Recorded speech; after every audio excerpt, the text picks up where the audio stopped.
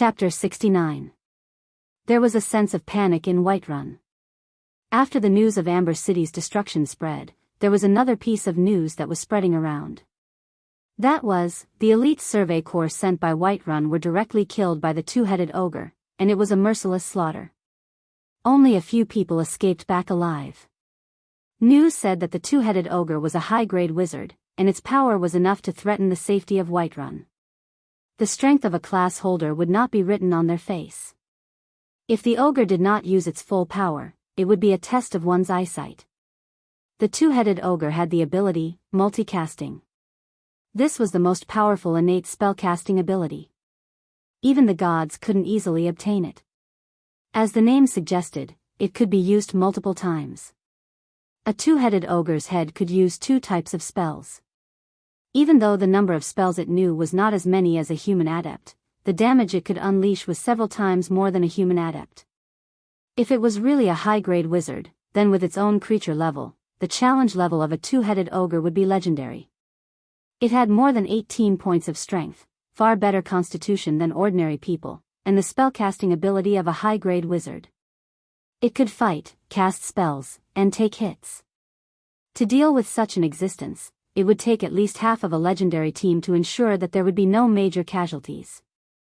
The challenge level was not much different from that of an adult dragon. Soren carefully entered the arcane shop. The security of Whiterun was much tighter than before. It was already evening, and he wasted some time trying to avoid the patrolling guards. So, he didn't go to the caravan to see Vivian. Instead, he went to copy a level 0 spell scroll and found a place to stay for the night. Whiterun had completely implemented a curfew, and no one was allowed to move around after dark. If anyone was found out, they would be questioned or even arrested. Although he was not strictly investigated, Soren did not want to deal with the guards at all. He was a wanderer. These guys naturally did not like wanderers, and they might find trouble and lock you up. The arcane shop sold most of the spell scrolls. However, the highest level of spell scrolls was level 5. Spell scrolls above level 5 were very difficult to purchase through conventional means. They had to be obtained from special organizations. The wizards still maintained their monopoly on ancient knowledge. Many wizard organizations had to join them in order to learn more advanced spells. As for spells above the 8th circle, certain conditions had to be met before they could be learned. This was because these spells all possessed astonishing destructive power. Level 0 spells were very cheap, only requiring a dozen Kindler coins. However, level 1 spells were several times more expensive, requiring dozens of Kindler coins. Some may exceed 100 Kindlers. Most level 2 spells started at 150 Kindler coins, and many of them were close to 300 Kindler coins. Most level 3 spells were worth 500 Kindler coins, and a few of them were worth 800 Kindler coins. Level 4 spells basically cost more than 1,000 Kindler coins, and a few spell scrolls were worth as much as 300 to 500 Kindler coins. So when Soren looked at the price, he immediately understood how the wizards felt. As a spellcaster, you were always short of money, although you were really rich. Soren only bought the lowest level 0 spells. He could not afford anything more expensive, and even if he bought them, he would not be able to use them for the time being. Although spell scrolls were very powerful, they were extremely expensive and difficult to make. If they were not copied into the spell book, but used as a one-time use item, a slightly more intense battle could make you bankrupt. Sometimes, after a battle, the Kindler coins earned was not even a fraction of the cost of making spell scrolls. The sky darkened. Soren found an inn to rest and began to read the spellbook. The period before the ancient red dragon appeared was relatively peaceful. There were not many earth-shattering events. The only serious event was a huge explosion. Other than that, everything was relatively peaceful. This was because the gods also fell into silence. They began to fight against a terrible energy storm until they were stripped of their divine power and fell to the mortal world. Soren did not remember very clearly about the explosion. He only vaguely remembered some information. Not long after, a huge explosion occurred in a place called Stannard in the polar region.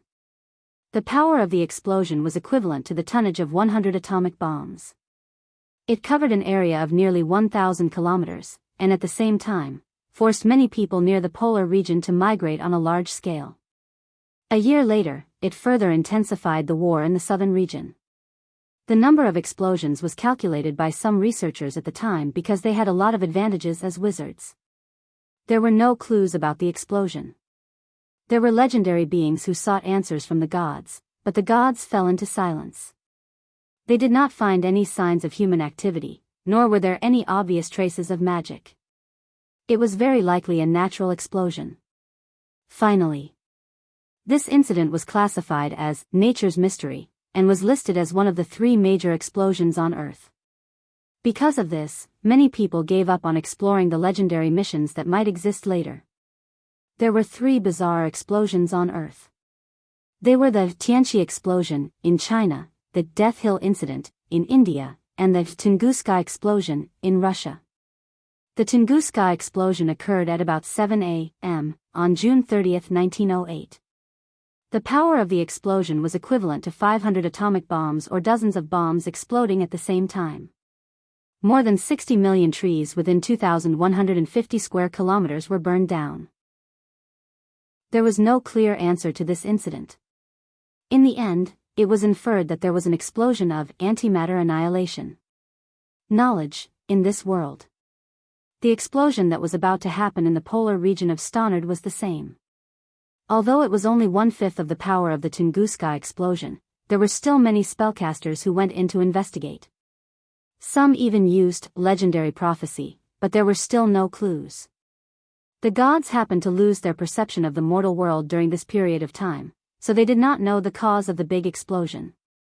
They could only be sure that this explosion had caused a mutation in the area, and some special creatures that even the demons felt were dangerous had appeared. Those creatures would not leave the range of the explosion, so they were not very threatening. Soren had also gone there to take a look, but because he was not a spellcaster, he could not find many clues at all. Soon, he left that place.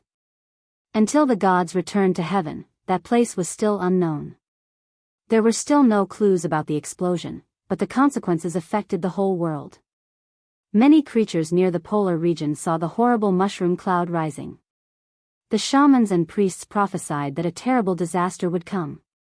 So this forced the creatures near the polar region to migrate on a large scale. Many races that had disappeared appeared in the eyes of the world. But it was still early because it would take about a year for them to migrate. About this explosion, the most reliable inference was that it was related to the antimatter annihilation spell during the Arcane Empire. Most wizards thought that only something from that era could cause such a terrible explosion. Unfortunately, no one could find the real answer. In the hotel, Soren temporarily gave up on the study of arcane missile and began to memorize the most basic level 0 spell model. Maybe it was because he had studied level 1 spells first, but when he constructed the level 0 spell model, he suddenly felt that it was a lot easier.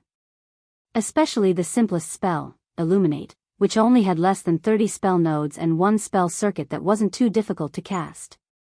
Soren actually used less than 2 hours to complete the model of light spell. However, at this time, a row of data appeared, successfully learned. You have successfully constructed the spell model of the level 0 spell, light. Do you want to spend 30 slaughter EXP to permanently store it in the data template? After permanently storing it, you will not need a spellbook to memorize it again. That works? Soren's face showed a hint of surprise, and then he chose to confirm. Then a stream of data appeared, and the data in his brain automatically formed the light spell model. ORZ, Soren tried to cast the spell, and a flash of light appeared on his fingertips. As the spell slots were consumed, the spell model that was originally successfully constructed disappeared. He slowly closed his eyes and found that his brain had indeed memorized the original spell model. He did not need to memorize it in the spellbook. He could reconstruct the spell model by himself. What if I can store it all? Soren looked at his fingertips in surprise and murmured, then I won't need a spellbook in the future? A wizard spellbook was very important. Because some high-level spells were too complicated, there was no way to memorize them without a spellbook, and there was even a possibility of losing the ability to cast them. It was just like how it was impossible to always remember a very long and complicated academic paper, and this paper could not be wrong when recalling it. Once you made a mistake, your brain might explode. So if it could be stored, Soren could still memorize spells in the future without a spellbook, which was equivalent to forming an invisible spellbook in his brain. However, this kind of memorization required additional slaughter EXP. Chapter 70. Soren was a fast learner. Perhaps it was because level 0 spells were much easier to learn. In just one night, he had already learned 8 level 0 spells: Lightning, Intimidate, Magic Trick, Magician's Hand, Repair, Read, Flash, and so on. The further he progressed, the faster his learning speed became. Eventually, he only needed half an hour to complete the construction of a spell model for a basic level 0 spell. However, Soren spent about 300 slaughter EXP to permanently memorize these level 0 spells. When he was about to memorize the 9th level 0 spell, the familiar feeling of dizziness returned. Soren knew that it was because he had exhausted too much of his spirit, and his brain couldn't take it anymore. He put down the spellbook and went to sleep. Before he went to sleep, he tried to meditate again. This time, he successfully entered a state of meditation, but it was not a deep meditation that allowed him to sense the magic net. It was just a light meditation that allowed him to sense the elements around him. By the time he woke up from his deep sleep, it was already the morning of the next day. I can't believe I can fall asleep while meditating. Soren got up and rubbed his head. He then stood up and packed his things. Meditation was a state similar to sleep. High-grade wizards could use it to replace sleep. In the end, Soren's mind was empty, and he felt like he had fallen asleep. However, at the same time, he was also able to sense the outside world. It was a very interesting feeling. He went downstairs to grab something to eat, then headed back to the caravan's base. Whiterun was heavily guarded, but there were not many problems moving around during the day. At the very least, he would not be questioned by the guards. If he moved around at night, the guards would interrogate anyone who looked suspicious. Recently, the guards had put a lot of people in the prison, and it was impossible for them to get out without paying a certain amount of money. Soren heard people complaining yesterday that the guards were planning to use this method to raise money. The Northland caravan was still in the city. No one could leave, and they would be stuck there for at least a month or two. If Whiterun didn't do anything, they might have to spend the winter in the south. Even the mistress of the caravan, a high-grade northern witch, might not be a match for the two-headed ogre. She would have no problem passing through the ogre alone, but it would be impossible for her to lead such a large group of people. The leader of the guards was training the others. When he saw Soren, he couldn't help but reveal a hint of surprise. As a Tier 3 Northern Barbarian, the guard captain's job level was roughly level 10. Although Northern Barbarians could go berserk, they were still considered an advanced class for warriors. Berserk wouldn't affect one's mind, but there was no way for them to gain as much power as barbarians. He took a deep look at Soren and seemed to have sensed the increase in his strength. He slowly said, "Master said that you can come and go as you please." Soren nodded slightly and glanced at the others who were training. He had trained for a period of time before, but the amount of class EXP he gained from training was too little. Each training session didn't even give him 10 or so points, and the most he could gain in a day was a little over 100 points. Therefore, there were almost no people who trained to improve their strength. Most of the professionals chose to improve through killing. However, for the natives, training was the main way to improve their strength. Class EXP wasn't as useful as killing EXP. Soren pushed the door open and walked in. There was a maid cleaning the hall. She glanced at him and brought him to the living room on the side. Obviously, the mistress of the caravan had already told her to come. The waitress brought him a cup of milk tea. This kind of drink was very popular among nobles, but it was made using tea bricks with milk and powdered sugar inside. Soren was not very used to this kind of thing. After all, this was a witch's house. He just sat on the sofa and waited quietly. Creak. The door to the living room slowly opened. However, it wasn't the mistress of the caravan who walked in. Instead, it was a woman with long hair that reached her waist. She wore a long dress and a diamond necklace around her neck. There were 3 rings on her fingers, an agate ring, an emerald ring, and a strange ring with runes engraved on it. There was a pink scarf tied in front of her chest. He could vaguely see the curves of her curves. There was also an unusual accessory on the scarf. The woman looked very young, but Soren knew that she wasn't as young as she looked. Not to mention other features, just the aura of a mature noblewoman was not something a young woman could possess.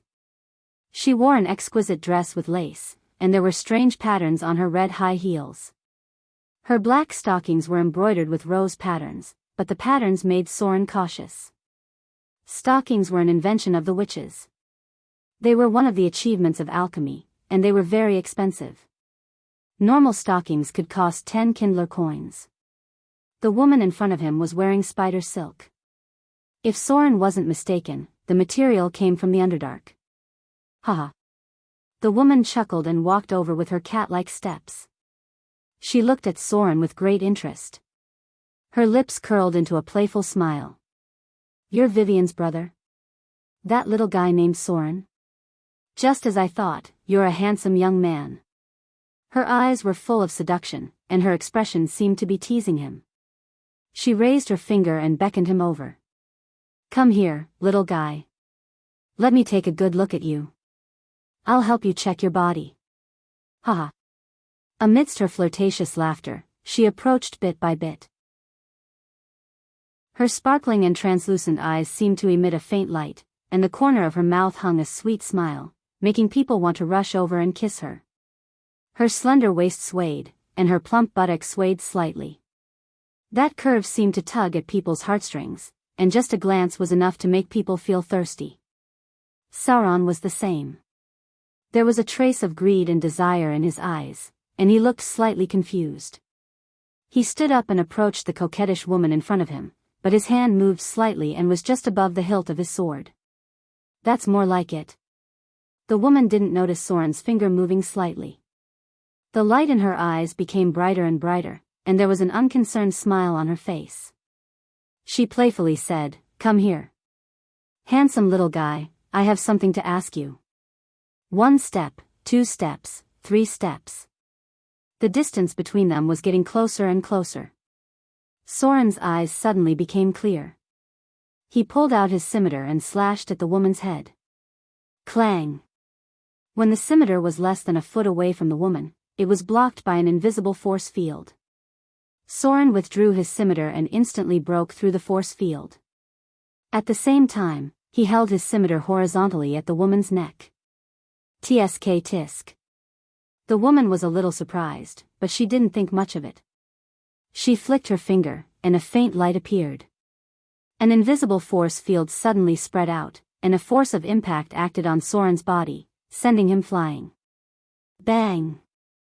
Soren crashed into the sofa, and with a twist of his body, he stabbed his scimitar into the floor. There was an ear-piercing sound of friction, and sparks flew everywhere. He only stopped after being pushed back 3 meters. Who are you? Soren held his scimitar horizontally in front of his chest, and his eyes were full of vigilance. The woman had just met him, and she had already used a charm spell on him. This wasn't a friendly sign. If it wasn't for the fact that he didn't break the force field, his scimitar would have already been on her neck. She was not a weak witch. The spells she had just used were Charm Person and Elastic Energy Ring. The woman looked at him curiously, then curled her lips and said, You're quite strong-willed. I'm just not sure if you can withstand Berserk Charm. The light of a spell appeared. The woman continued to cast spells with great interest, while Soren took a deep breath. His eyes flashed fiercely, and he instantly rushed out like a cheetah. A dim light appeared on the scimitar in his hand. Stop! The mistress of the trade caravan shouted angrily. She suddenly appeared out of thin air and pointed a finger at the beautiful woman in front of her. Dimension step. Counterspell. The beautiful woman's face paled. Her spell was interrupted in an instant. Her flushed face turned red and her eyes became watery. Her appearance was indescribably strange.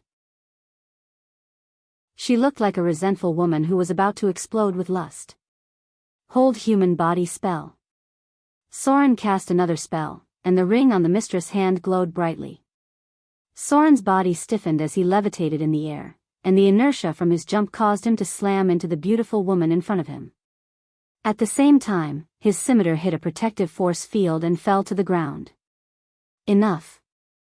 The mistress of the caravan was so angry that her chest heaved up and down. She shouted, "Mother! You really need to restrain your actions. This is my territory, and I'm sure you still remember how to show respect to a high-grade witch. Good girl."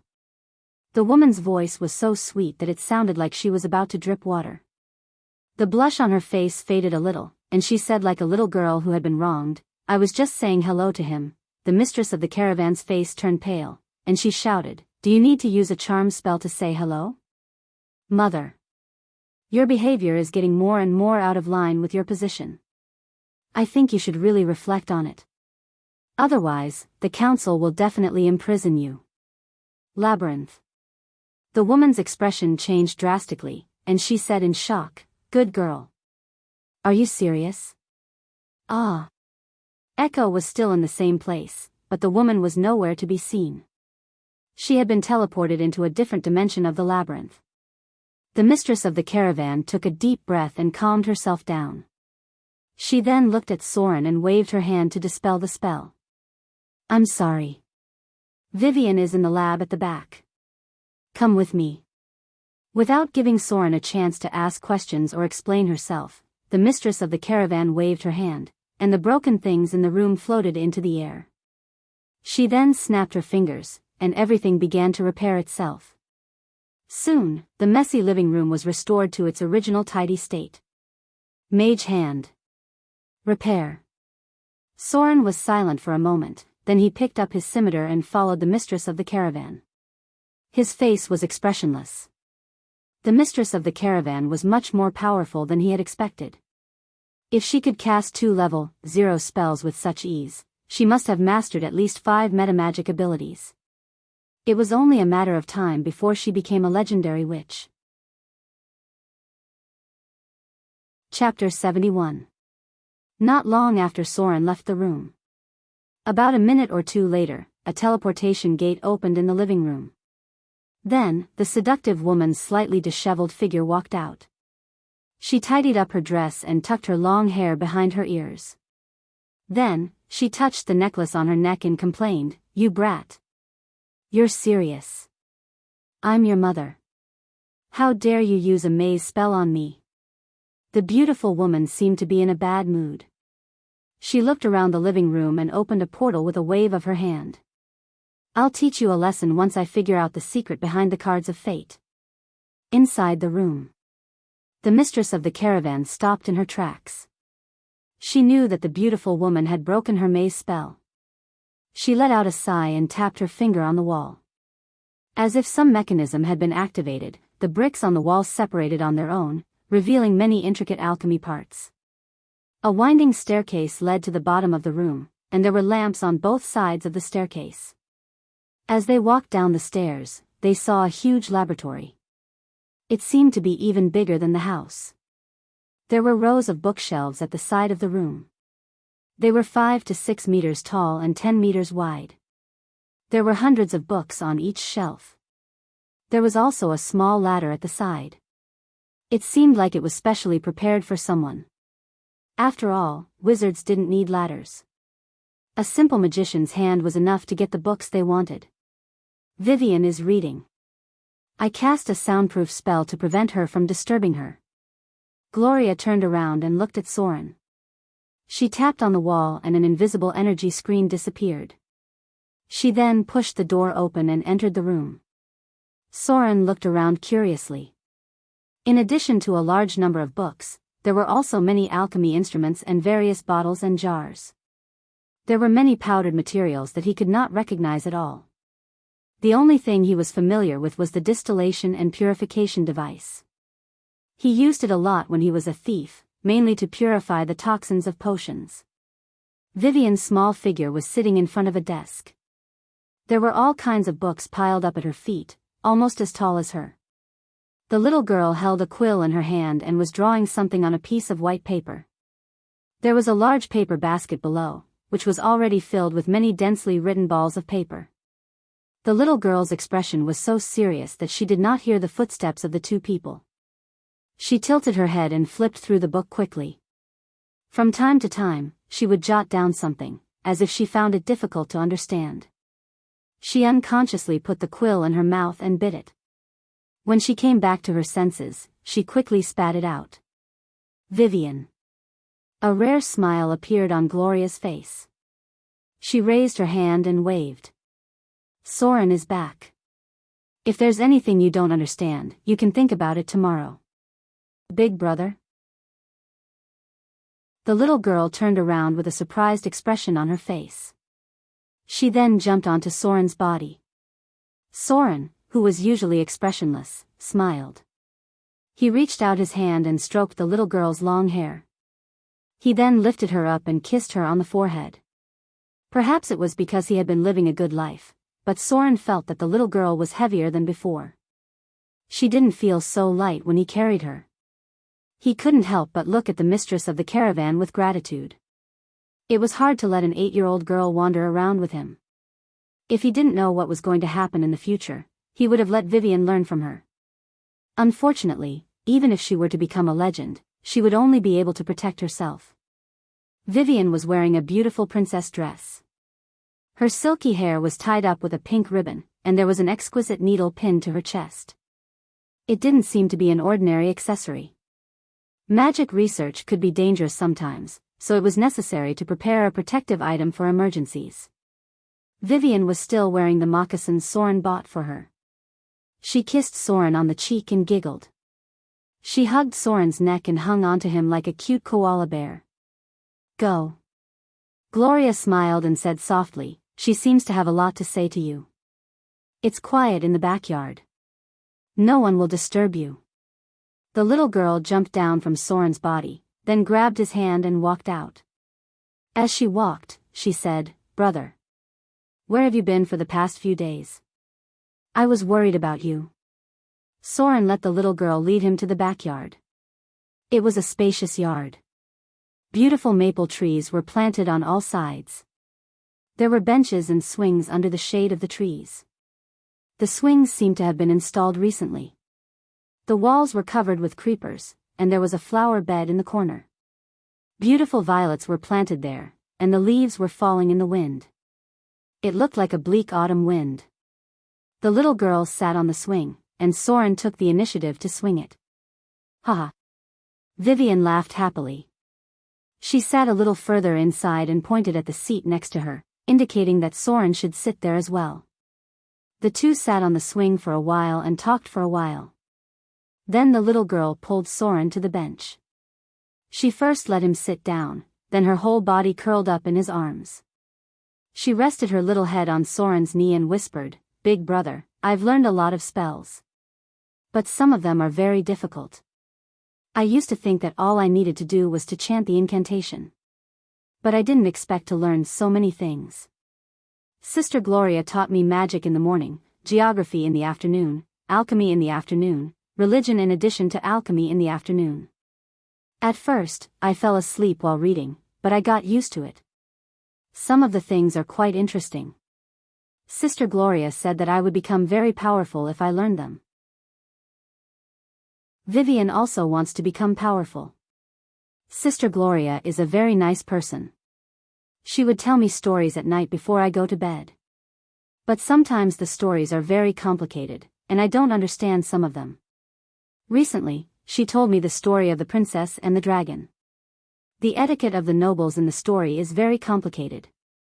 Sometimes I would fall asleep while listening to the story. But the princess still hasn't been taken away by the dragon. Sometimes she would teach me poetry. Oh right, she also bought me a 7-string zither. Music is really hard to learn. Sister Gloria's music is very nice, but mine isn't. The little girl seemed a little dejected.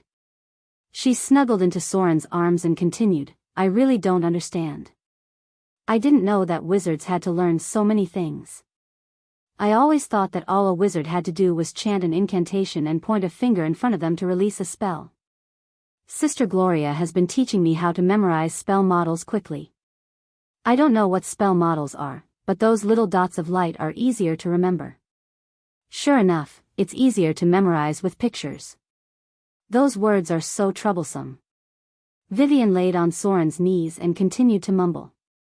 She started off by talking about things she had learned, such as astronomy, geography, astrology, religion, and so on. Soren couldn't help but frown. Then she started to talk about all kinds of terms that even Soren didn't understand. God knows how many things the mistress of the caravan had taught her. Some of the terms used by wizards were something that even Soren didn't understand. But Vivian must have learned how to read. Her learning speed was much faster than normal people. He didn't interrupt her and just kept patting Vivian's back gently. The little girl closed her eyes comfortably, and her voice was much softer, as if she was mumbling in a daze. She talked about what had happened recently, what she had eaten, what new things she had seen, and so on. In the end, the little girl's breathing became even, and her mumbling turned into mindless murmurs. Then, she really did fall asleep, and it was a very sweet sleep. Saliva dripped down from the corner of her mouth onto Soren's knees. Silly girl. Soren gently patted her back and covered the little girl with his jacket. Autumn was already in full swing. Although the afternoon sun was very warm, there was still a hint of coolness when the breeze blew. If he didn't take the initiative to talk about it, Vivian rarely asked him what he was doing. She just liked to tell him about her life. Time passed quietly. Soren also felt a little sleepy. He put his hand on the little girl's back and slowly closed his eyes. The autumn sun was very nice. It was very warm to lie on the bench and bask in the sun. Soren closed his eyes and pretended to take a nap. The little girl would unconsciously snuggle into his arms from time to time, and she even wiped her saliva on his clothes. Next to the window on the second floor, a slim figure was lying on the bench. She was reading a book and looking down from time to time. Perhaps she was affected by the atmosphere, and she also closed her eyes gently. It was a peaceful little world down there, and no one should disturb it. Chapter 72. In a small, inconspicuous courtyard. Soren was practicing with his curved sword. It had been 2 days since he returned to Whiterun, and it was a peaceful time. During the day, he would read books and practice the White Raven sword style, and at night, he would study spell models. Currently, he had mastered 10 level 0 spells. There were hundreds of low-level cantrips, and he could only pick the ones that were useful to him. His research on the level 1 spell, Arcane Missile, had also reached 80%. If all went well, he would be able to master his first official spell by tonight. As his research progressed faster and faster, his understanding of spell models also gradually increased. Many spell models were similar. High-level spells often contained lower-level spell models. For example, the level 2 spell, Acid Arrow, had a complicated spell model with hundreds of thousands of spell nodes. However, many of its internal structures overlapped with the level 0 spell, Acid Splash. The same was true for Soren's Arcane Missile.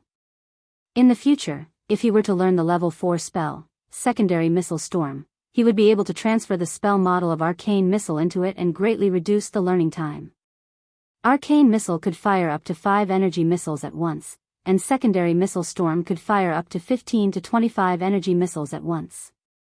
The more he studied, the easier it became to understand the structure of spell models. However, learning the White Raven sword style was not fast enough. It would take a long time for him to master a mid-level combat skill like this. Normally, it would take at least 3 to 5 years for one to master the White Raven sword style. Thus, even though Soren was talented, he had only learned a few techniques in the past few days. He was far from being proficient in it. There were not many shortcuts in combat skill training. Back then, it took him a long time to learn sword form, cross slash. At noon, he would go to the caravan's base to accompany Vivian. The autumn afternoon sun was very warm. The two of them would lean against each other and bask in the sun. The little girl would often fall asleep on top of him. She was still growing, and because of the heavy workload, she was quite sleepy. If there was something new, the little girl would lie on his lap and talk to him about what she had learned and what had happened today. In the end, she would unknowingly fall asleep.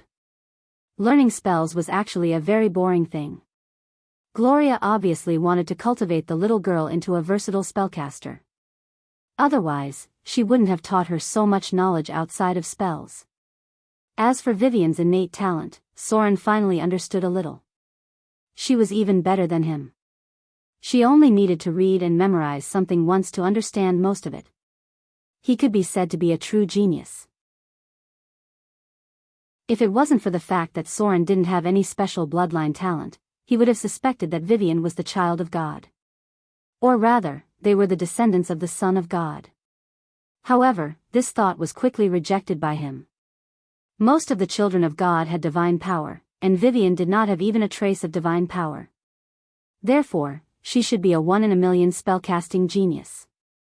Moreover, the two of them had the same mother but different fathers.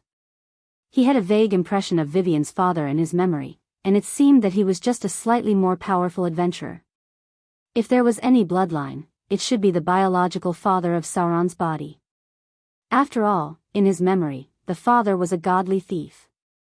Spellcasters with wizard towers were at least high grade. Those who dared to go in and steal things were basically thieves with a profession level of 15 or above. This was because who knew how many traps and golems there were in there. Any wizard tower in operation had a challenge level of 15 or above. The difficulty was similar to killing an adult red dragon. The construction cost of a wizard tower was basically 1 million kindler.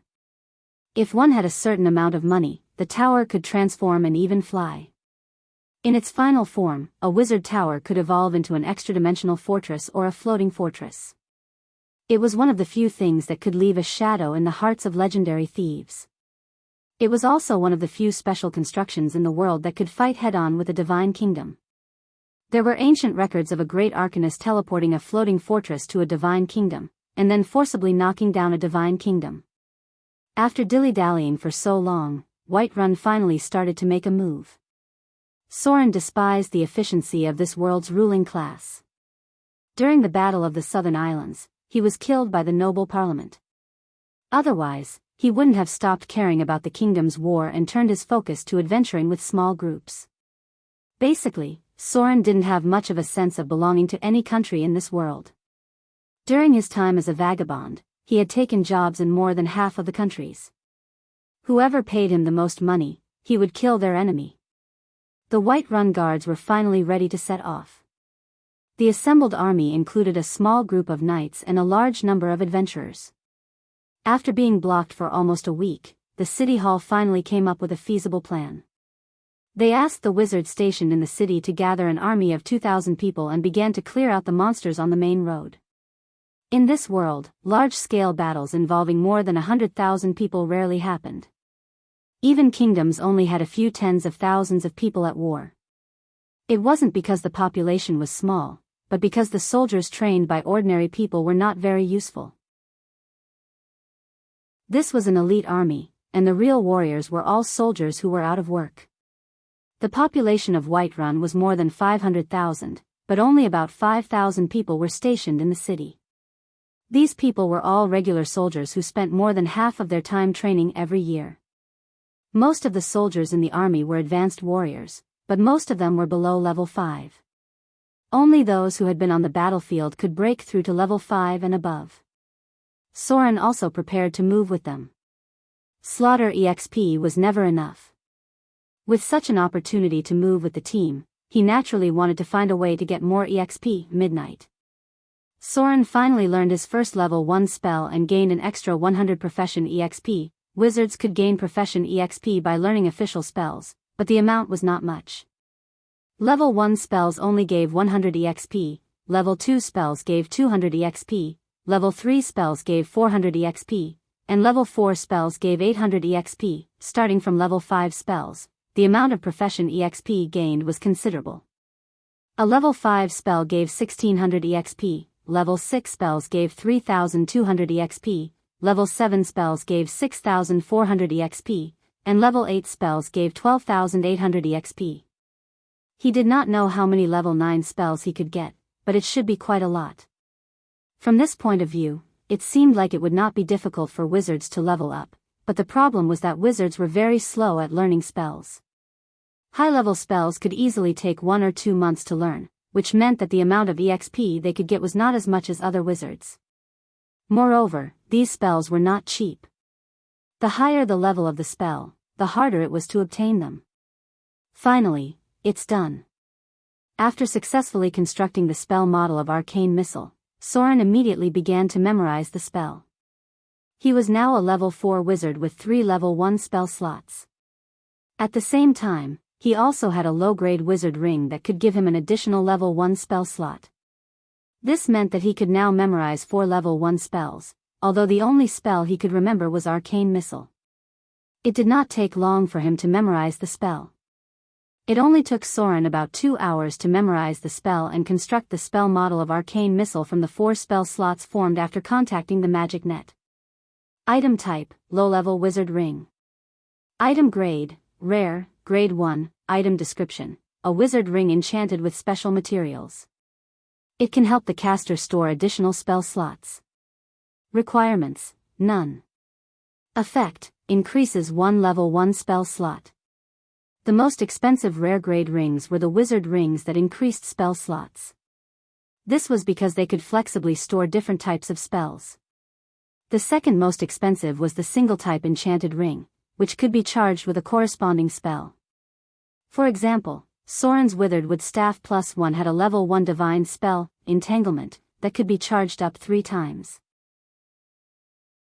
After it was used up, it would need a corresponding profession to repair it. High-level items could be charged by themselves and could only be used a certain number of times per day. However, the price and materials needed to make them were very expensive. Item type, Withered Wood Staff +1 item grade, rare, grade 1, item description, a special wooden staff enchanted with divine spells. It can cast additional droll spells. The green leaf on it is full of vitality. Requirements, none. Effect, can cast level 1 divine spell, Entanglement, 23 times. The memorization was complete. Soren stood up impatiently and walked out of the room. He needed to test the power of the arcane missile. He first took out a wooden board about 3 centimeters thick, then a piece of iron about 0.5 centimeters thick. It was his habit to test his strength before a battle. OZR, the casting time of the arcane missile was very short, only 1 second. The incantation was 3 interlaced syllables.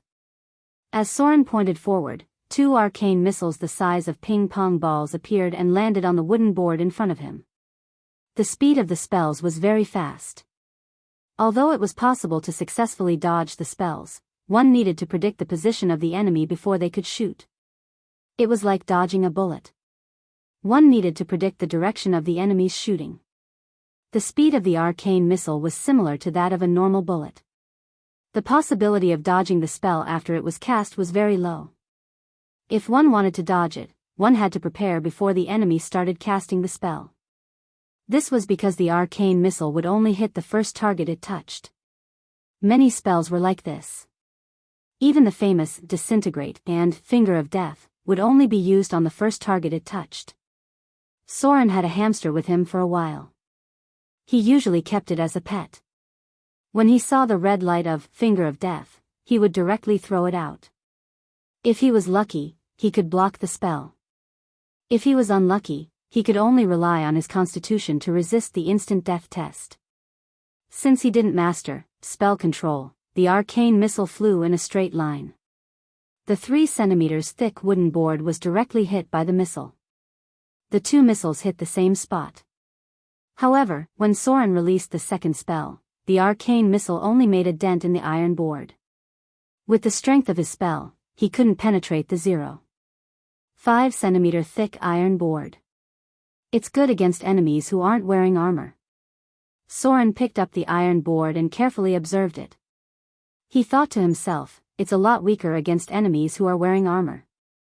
Fortunately, the casting time is very short. If I use it well, it can be very effective.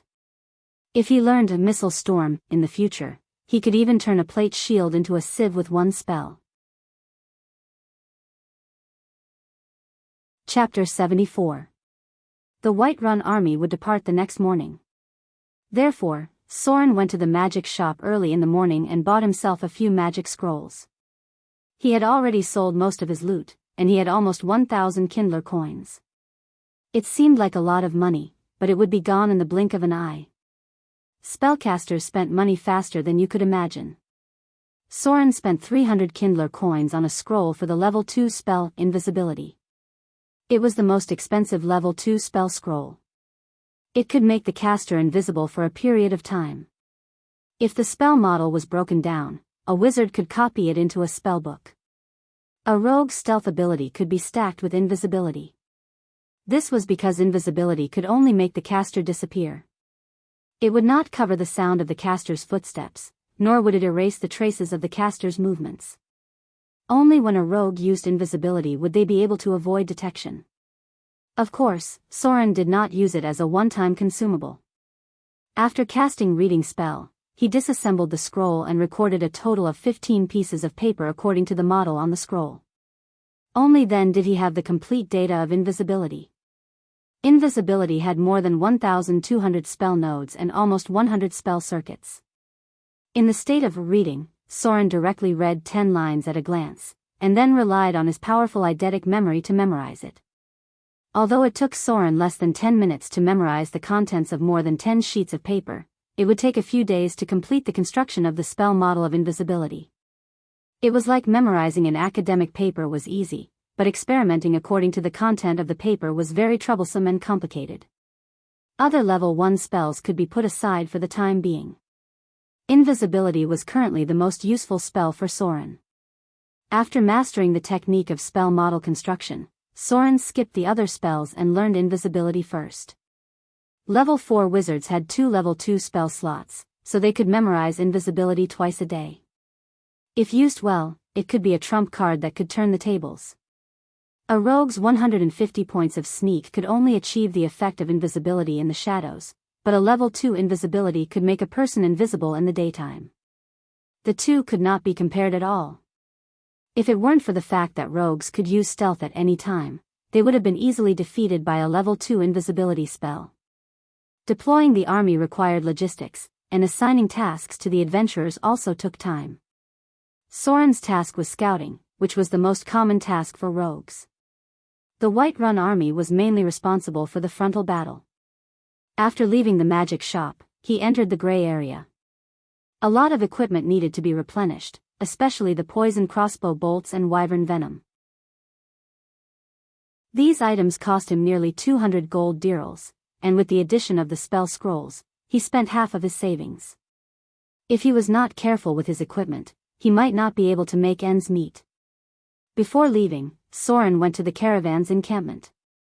Unexpectedly, he met that flirtatious woman again. But this time, she didn't use any magic on him. She only raised her eyebrows and revealed a playful smile. She was playing with a card between her fair fingers. "Little guy."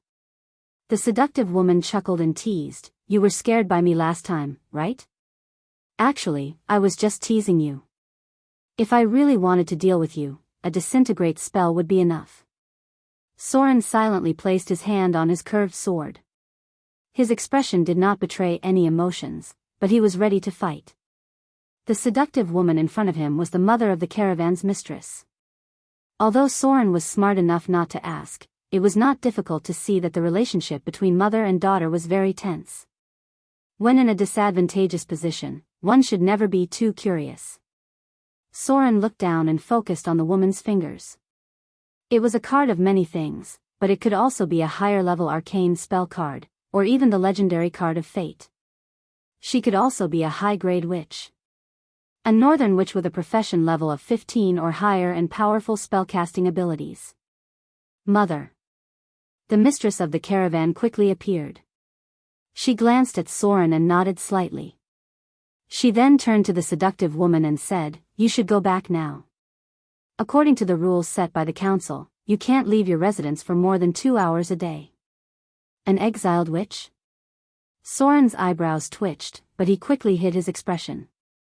His basic skill, acting, and deceit were not that good either. In other words, Soren did not know how to act, so he could not hide his true emotions from his opponent. Most of the time, he would try his best to maintain a cold and expressionless face. This way, his opponent would not be able to tell what he was thinking from his expression. Acting and deceit were also very useful basic skills. It was said that beautiful women were naturally good at acting. They had 10 points of acting, and they were also very good at deceit. They had 20 points of deceit as well. Of course, this might just be a joke. However, there was no doubt that the seductive woman in front of him was very good at acting. She stood up as if nothing had happened, clapped her hands, and was about to leave. Before she left, she gave Soren a strange look. It felt like he was being stared at by a beautiful snake.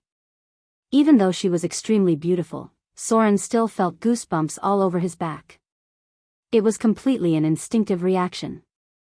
He subconsciously tightened his grip on the scimitar, and all the muscles in his body tightened. Haha. The seductive woman chuckled.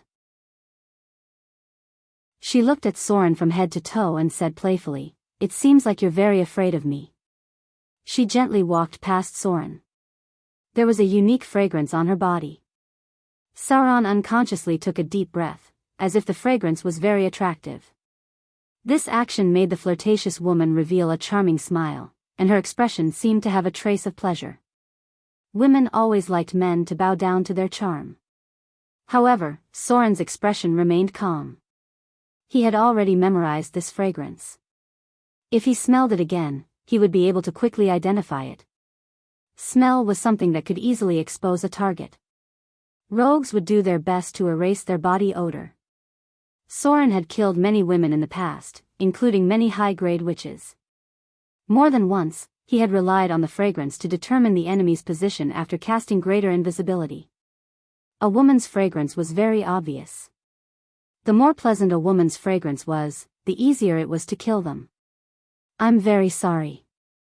After the seductive woman left, the mistress of the caravan apologized again. However, she did not explain why she left. Soren followed behind her and entered the laboratory. He wanted to meet with Vivian before leaving. The relationship between the mother and daughter was very strange. The daughter was obviously a kind person who valued order, but the mother was obviously someone who did whatever she wanted. If the players in his previous life were to divide the factions, the mistress of the caravan would be a neutral one, leaning towards the kind, while the mother would be a chaotic one, leaning towards the evil one. In his previous life, it was very common for players to shift their factions. This was because every faction had a statistical value of 50 points. For example, a neutral faction with 1 point would lean towards the kind, while a neutral faction with 50 points would lean towards the evil faction. However, as long as it was within this range, it was still considered a neutral faction. If a player did something good or bad, it was very likely that they would shift their faction to the kind or evil faction. Of course, it was very rare for the NPCs to shift their factions. Most of the time, it was the players who shifted their factions. This shift was not only about the kind and evil faction, but also the way a player behaved. It could shift from the kind of faction to the kind of neutral faction, or vice versa. Human behavior was very changeable. There was probably no other race in the world that shifted their factions more often than the human race. It was not one's thoughts that determined one's faction.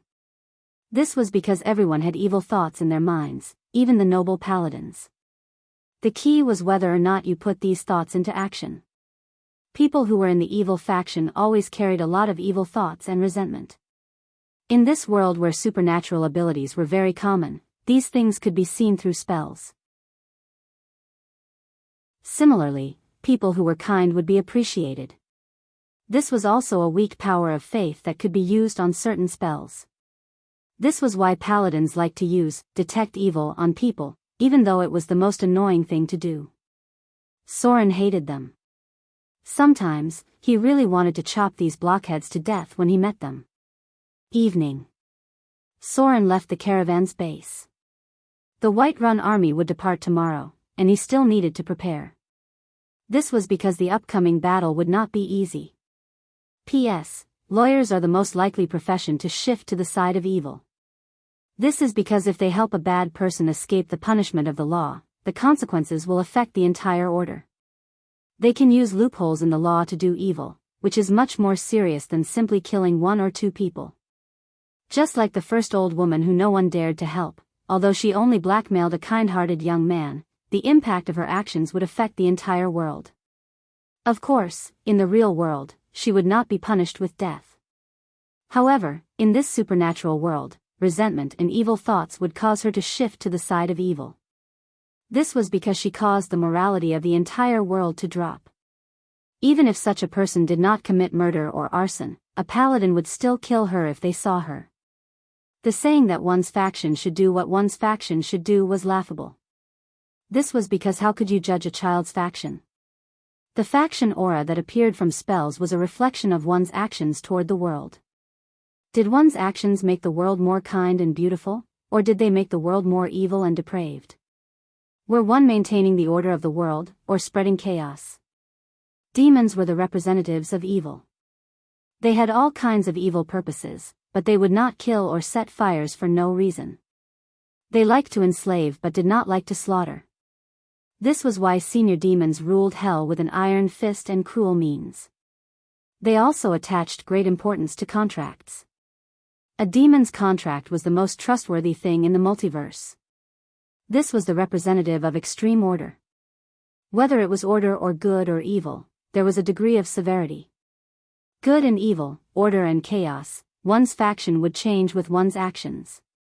A good person might have been evil in the past, and an evil person might have been a noble paladin in the past.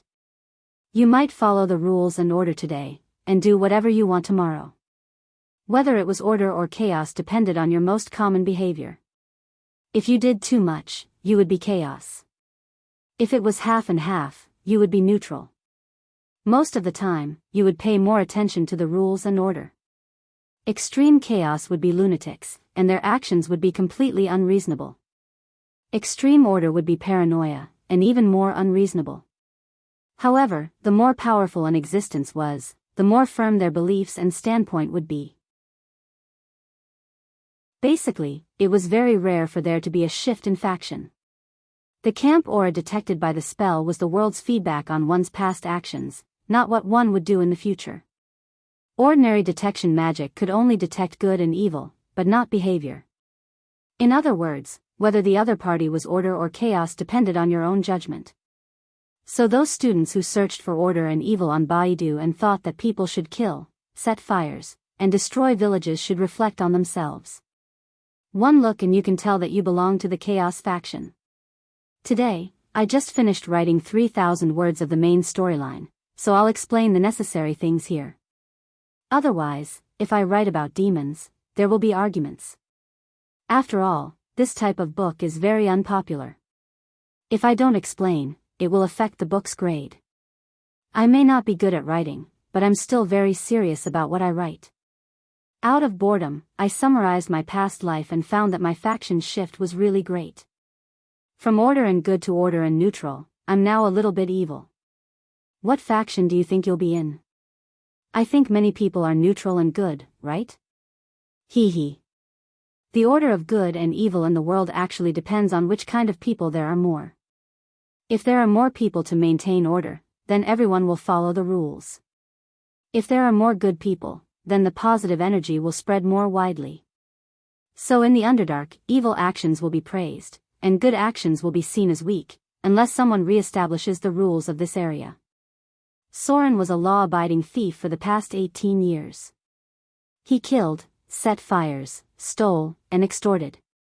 Although his evil points didn't exceed 50 points, which was extremely evil, he wouldn't easily shift to other factions.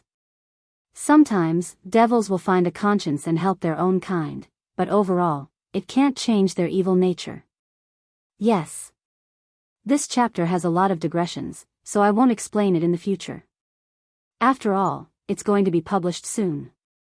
It's okay to add a free chapter, but if I add a paid chapter, I'll be cursed to death. As for why I didn't put it in the book, don't you know that people in the Order faction are more stubborn? I spent 6 hours to write a summary, so naturally, I want to let you all see it. Love you Fiduzi. Hee hee. Order good, neutral good, chaotic good, order neutral, absolute neutral, chaotic neutral, order evil, neutral evil, chaotic evil. Chapter 75. Adventurers acted separately from the army. Their fighting styles were completely different. The army's training focused on attack and defense, while the adventurers' fighting style focused on agility and dodging. Even the berserk barbarians were better at dodging than the soldiers trained by the army, because the latter were used to fighting in large groups. Adventurers' teams generally did not have more than 10 people, and the most common way of fighting was to fight in groups of 5, which included frontal attacks, guerrilla warfare, sneak attacks, and magic healing. The army's fighting style was a row of heavy infantry with steel shields in their hands, and a small number of defensive warriors equipped with super strong tower shields. A wise adventurer could tell if someone was from the army or had received military training by just looking at their fighting style. Soren's task was to scout the enemy's situation. The adventurers were divided into 3 teams. The first was a scouting team consisting of 13 rogues and 5 rangers, all of whom were grade 2 or above. The second was a combat team consisting of warriors, rangers, barbarians, priests, and so on. Their task was to clear out small groups of enemies after the army defeated the enemy, and at the same time, to support and cover the army's flanks. The last was a small number of wizards, warlocks, and droll. They were the key targets of protection and moved together with the army. Wizards rarely joined the army. Whatever they did, they could earn more than the army, and their lives were more comfortable than the army's. If the army wanted to pay wizards, it would definitely cause the collapse of a prosperous city. Therefore, the most common relationship was this kind of employment relationship. When necessary, they would be paid a large sum of money. Before they set off, everyone received a reward. Soren received 30 kindler, which was 10 kindler more than the other warriors. According to the unspoken rules of this world, anyone who acted as a sentry, scout, or infiltrator could get 50% of the reward in advance. This was because they would encounter more danger, and at the same time, they could get more loot after the battle. Scouts were not just simple scouts. They were the vanguard of the battle, and those who dared to act as scouts were all veterans. Soren's reward was 60 kindler. The spoils of war would be tallied after the battle was over. The loot from the previous battles would belong to the individual. As the saying goes, one shot of a cannon costs 10,000 taels of gold.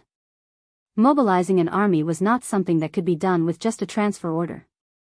After mobilizing an army, all the soldiers' salaries would be doubled. Adding up all the food for the soldiers and horses, it would cost a large sum of money. If there were casualties in battle, a large amount of compensation would be required. Although it was not like adventurers who had to pay dozens or hundreds of gold dirhams at once, the total cost was still quite shocking.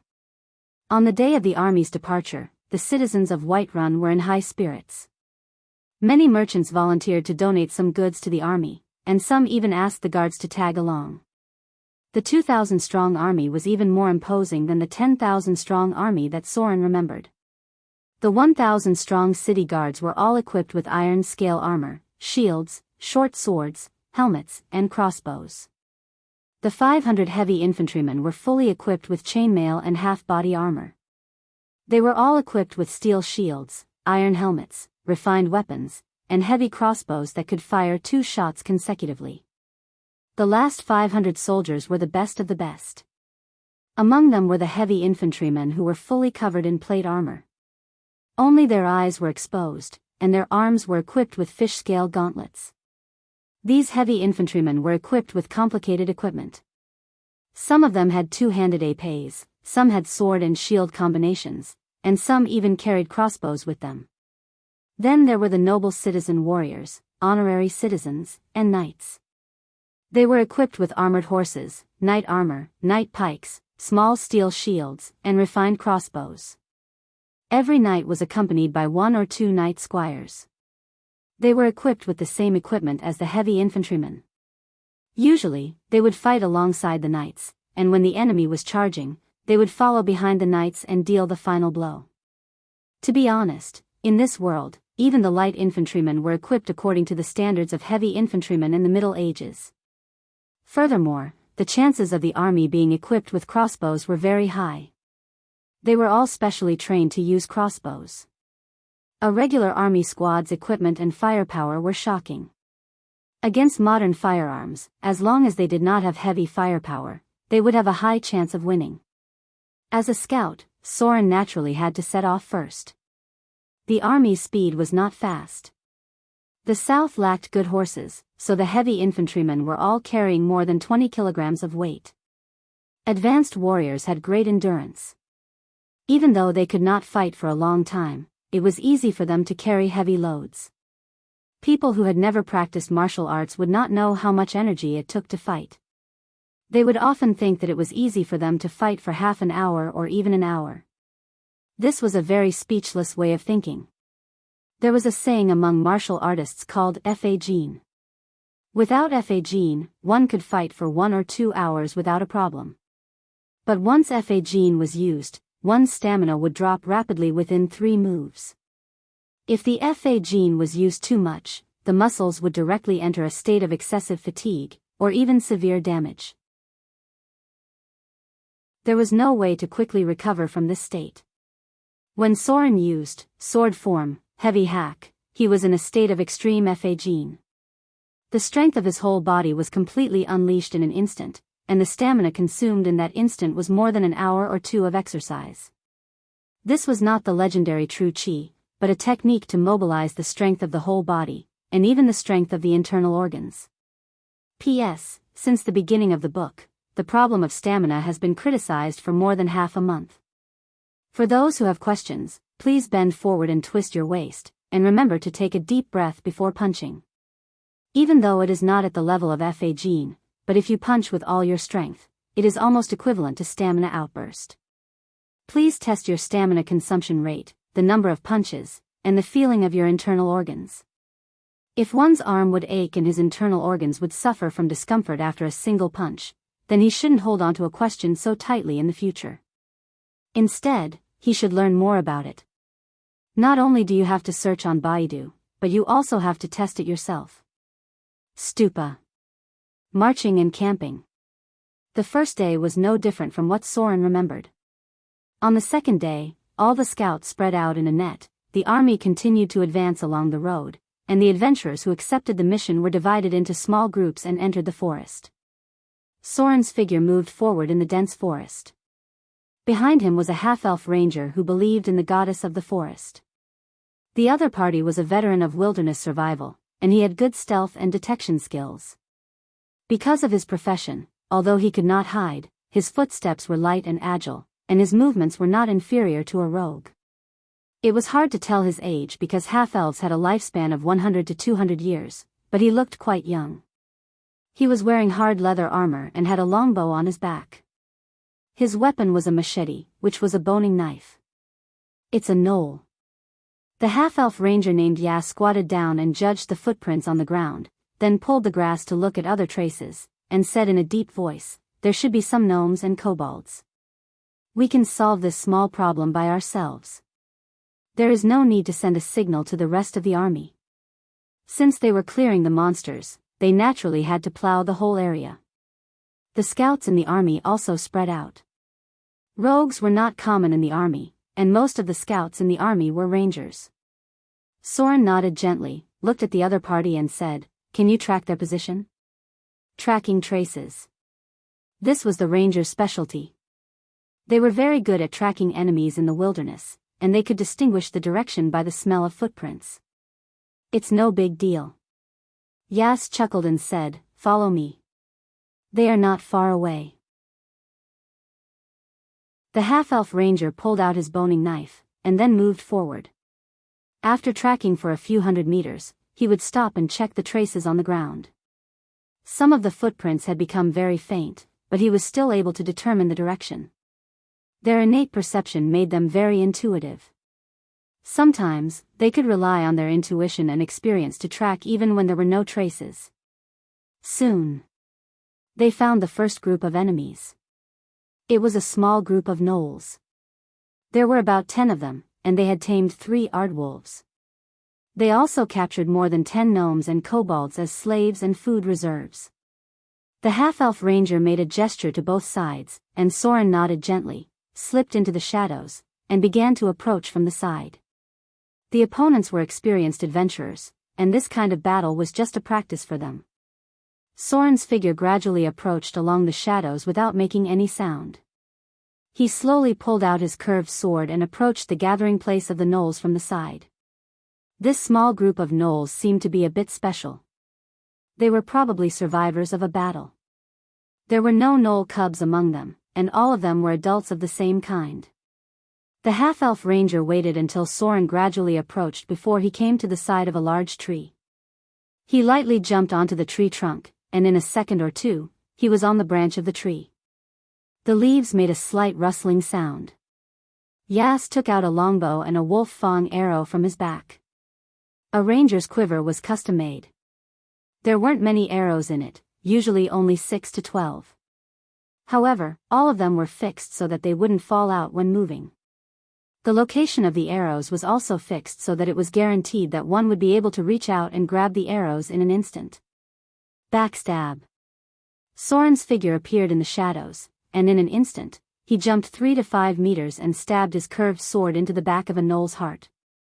A one-hit kill. The curved sword directly pierced through the heart and came out from the front. Swoosh. An arrow flew out, and the gnolls in the gathering place who were alarmed rushed over.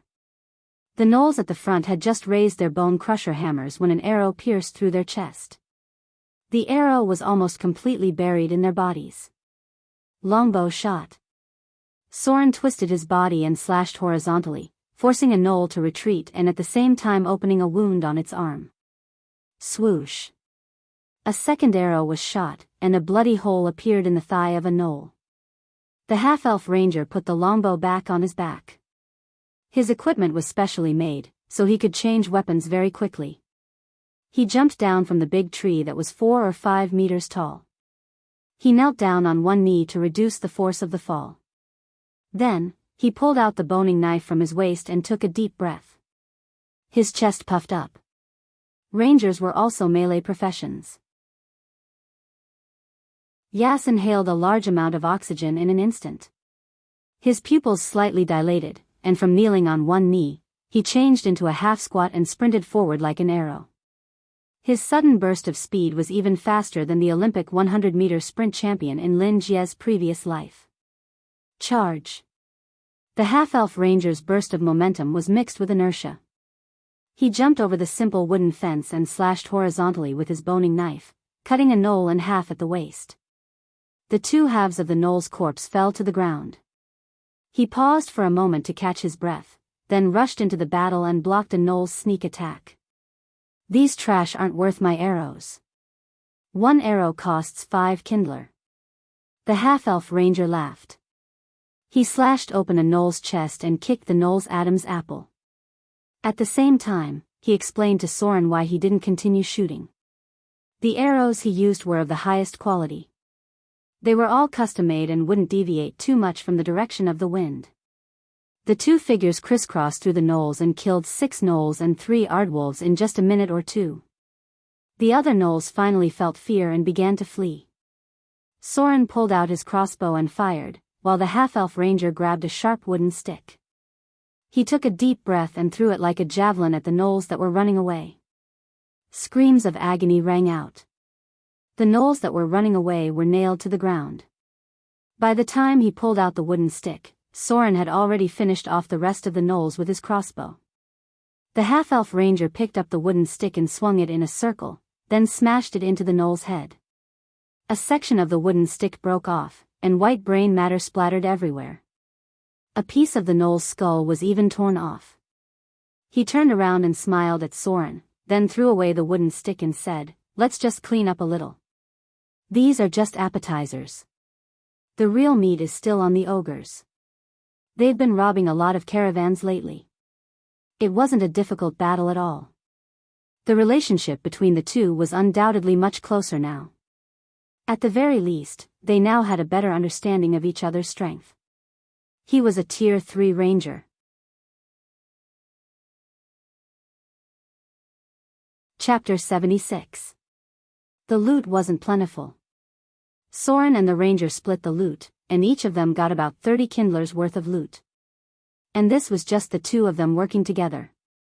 If it were a group of 5, they would only get about 10 kindlers worth of loot. Monsters in the wild didn't gather together, and it would take at least half a day to find a knoll's gathering place. That was why Grade 4 was the limit for adventuring in the wild. No matter how strong the adventurers were, they wouldn't choose to challenge monsters in the wild. Instead, they would go to the Underdark or directly enter the Abyss. After the battle, Soren got 1200 slaughter EXP. There weren't many gnolls in this group that had evolved, and each of them only gave about 200 slaughter EXP.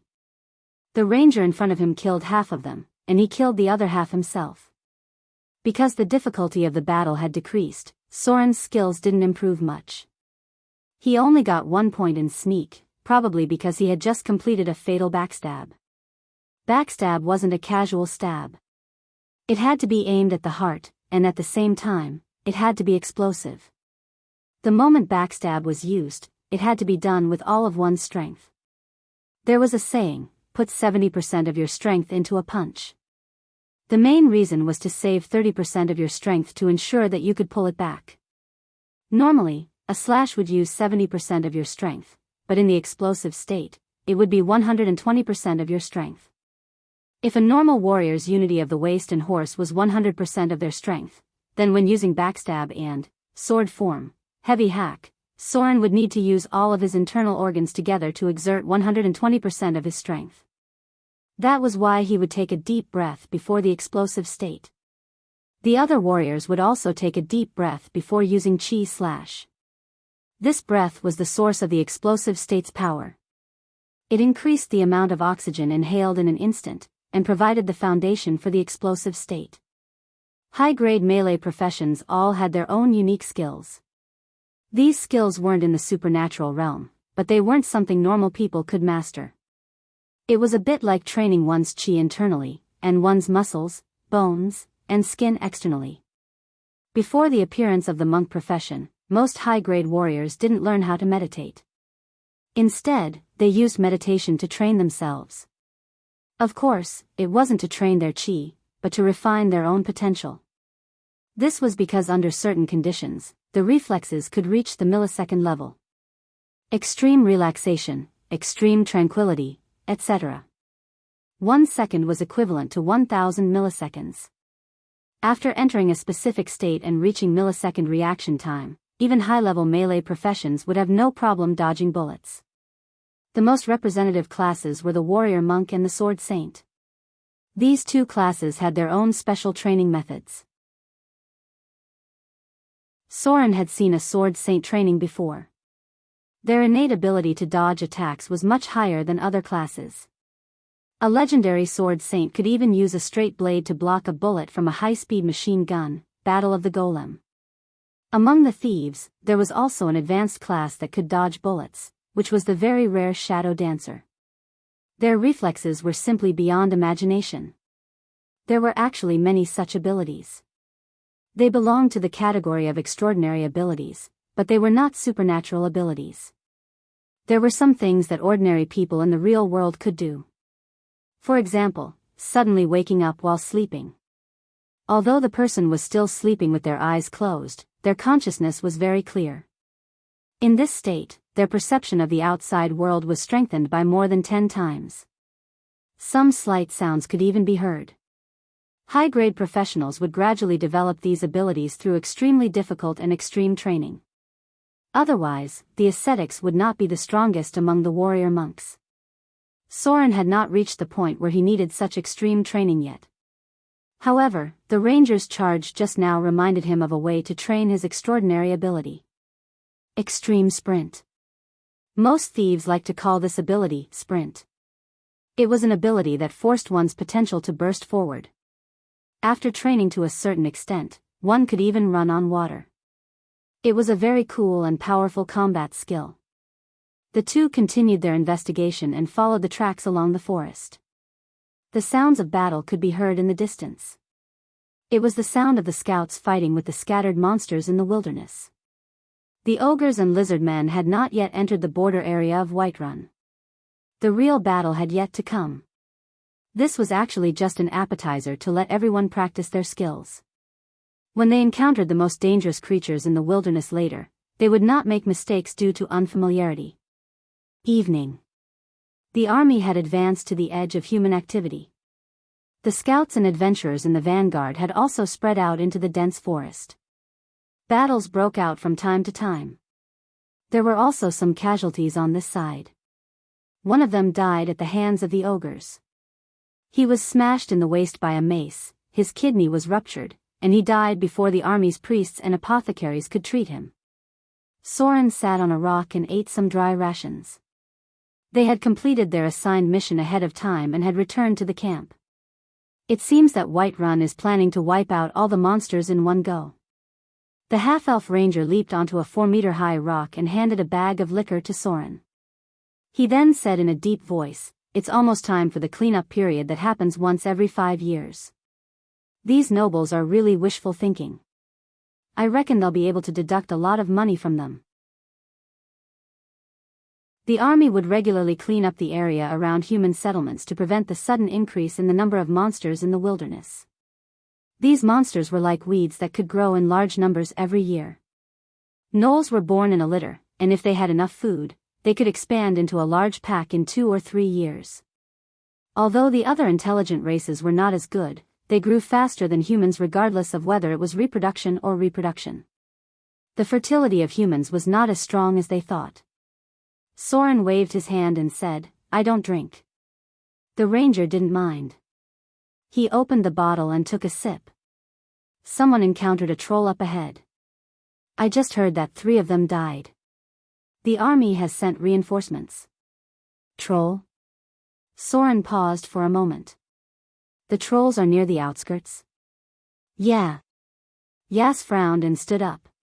He took out the arrows and wiped them one by one. True adventurers cherished their equipment very much. He even used one finger to hold an arrow to test if the 2 wolf fang arrows he used today had broken the balance bar. He was a brilliant longbow archer, and there weren't many people like him among the half-elves. This is not a good sign. He used a boning knife to cut the arrow a little and then carefully put it back into the quiver. Those things are very annoying. They can't be killed. If we don't prepare in advance, we can't do anything about them. I hope we won't encounter a tribe migration this time. Have you heard of the Battle of Grey Hill and Autumnfall? Soren gently shook his head and said, "I don't know." Yas carefully wiped off the blood on the boning knife and said as if he was reminiscing, "It was a battle 5 years ago. The hill giants chased away the dark iron ogre tribe, and these fellows migrated to Autumnfall. Those small monsters were easier to deal with, but the tribes were much more difficult. A lot of people died at that time. More than half of the half-elven guards were killed. Although these human troops were well equipped, they were not much stronger than the half-elven guards. At that time, a total of 500 elite longbowmen were almost killed by those ogres." He lifted his clothes and revealed a scar on his stomach that looked like a ferocious centipede. He slowly said, "I was lucky not to die, but I was hit by a flying axe here. Half of my intestines were gone. Later, I retired. These years I've been wandering outside, and before my ability declined, I wanted to earn more money for my retirement." The half-elven ranger laughed. It seemed that he was not young anymore. The ability of melee professions declined very early, unlike wizards who lived longer and became more powerful. If they could not break through the realm of legends, sooner or later they would enter the decline period.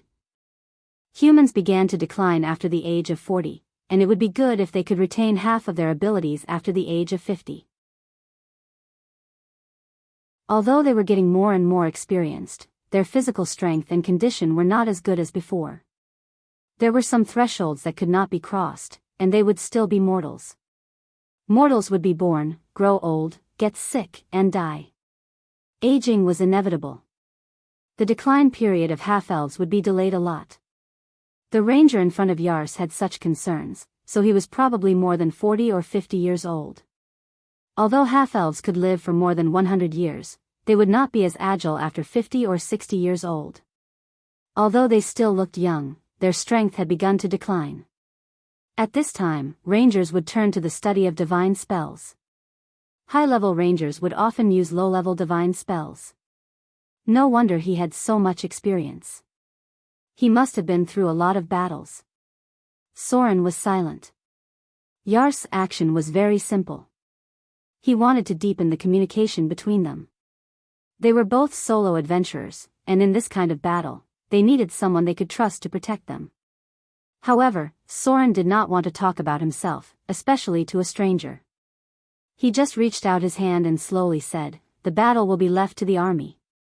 We should be fine as long as we are careful." Yars smiled and shook his hand. He then took a sip of liquor and said, "Although you look like a human, I feel that you are actually a half-elf. My intuition has always been accurate." The two did not communicate much, and they did not even trust each other. However, the goodwill they expressed meant that they both needed someone to protect them. This was enough for them. With someone protecting them on the battlefield, their chances of survival were undoubtedly much higher. Woo woo woo. The sound of a horn came from the army camp, and then a group of fully armed soldiers came back carrying the corpse of a troll. These troublesome things had amazing regenerative abilities. It was very difficult to kill them without using fire and strong acid. Their strength was higher than the ogres, and their constitution was above 20. Most of them had 25 constitution. Even if their limbs were cut off, their heads would grow back. It was very difficult to kill them without preparation. Seeing the troll's corpse, the adventurers' expressions became much more serious. Trolls had already appeared in the wilderness. How many monsters had migrated out this time? It seemed that opening up a path was not as easy as they thought. They could only hope that the army could suppress the monsters. After all, their equipment had reached the standard of dragon slaying. Soren even saw some heavy war machines.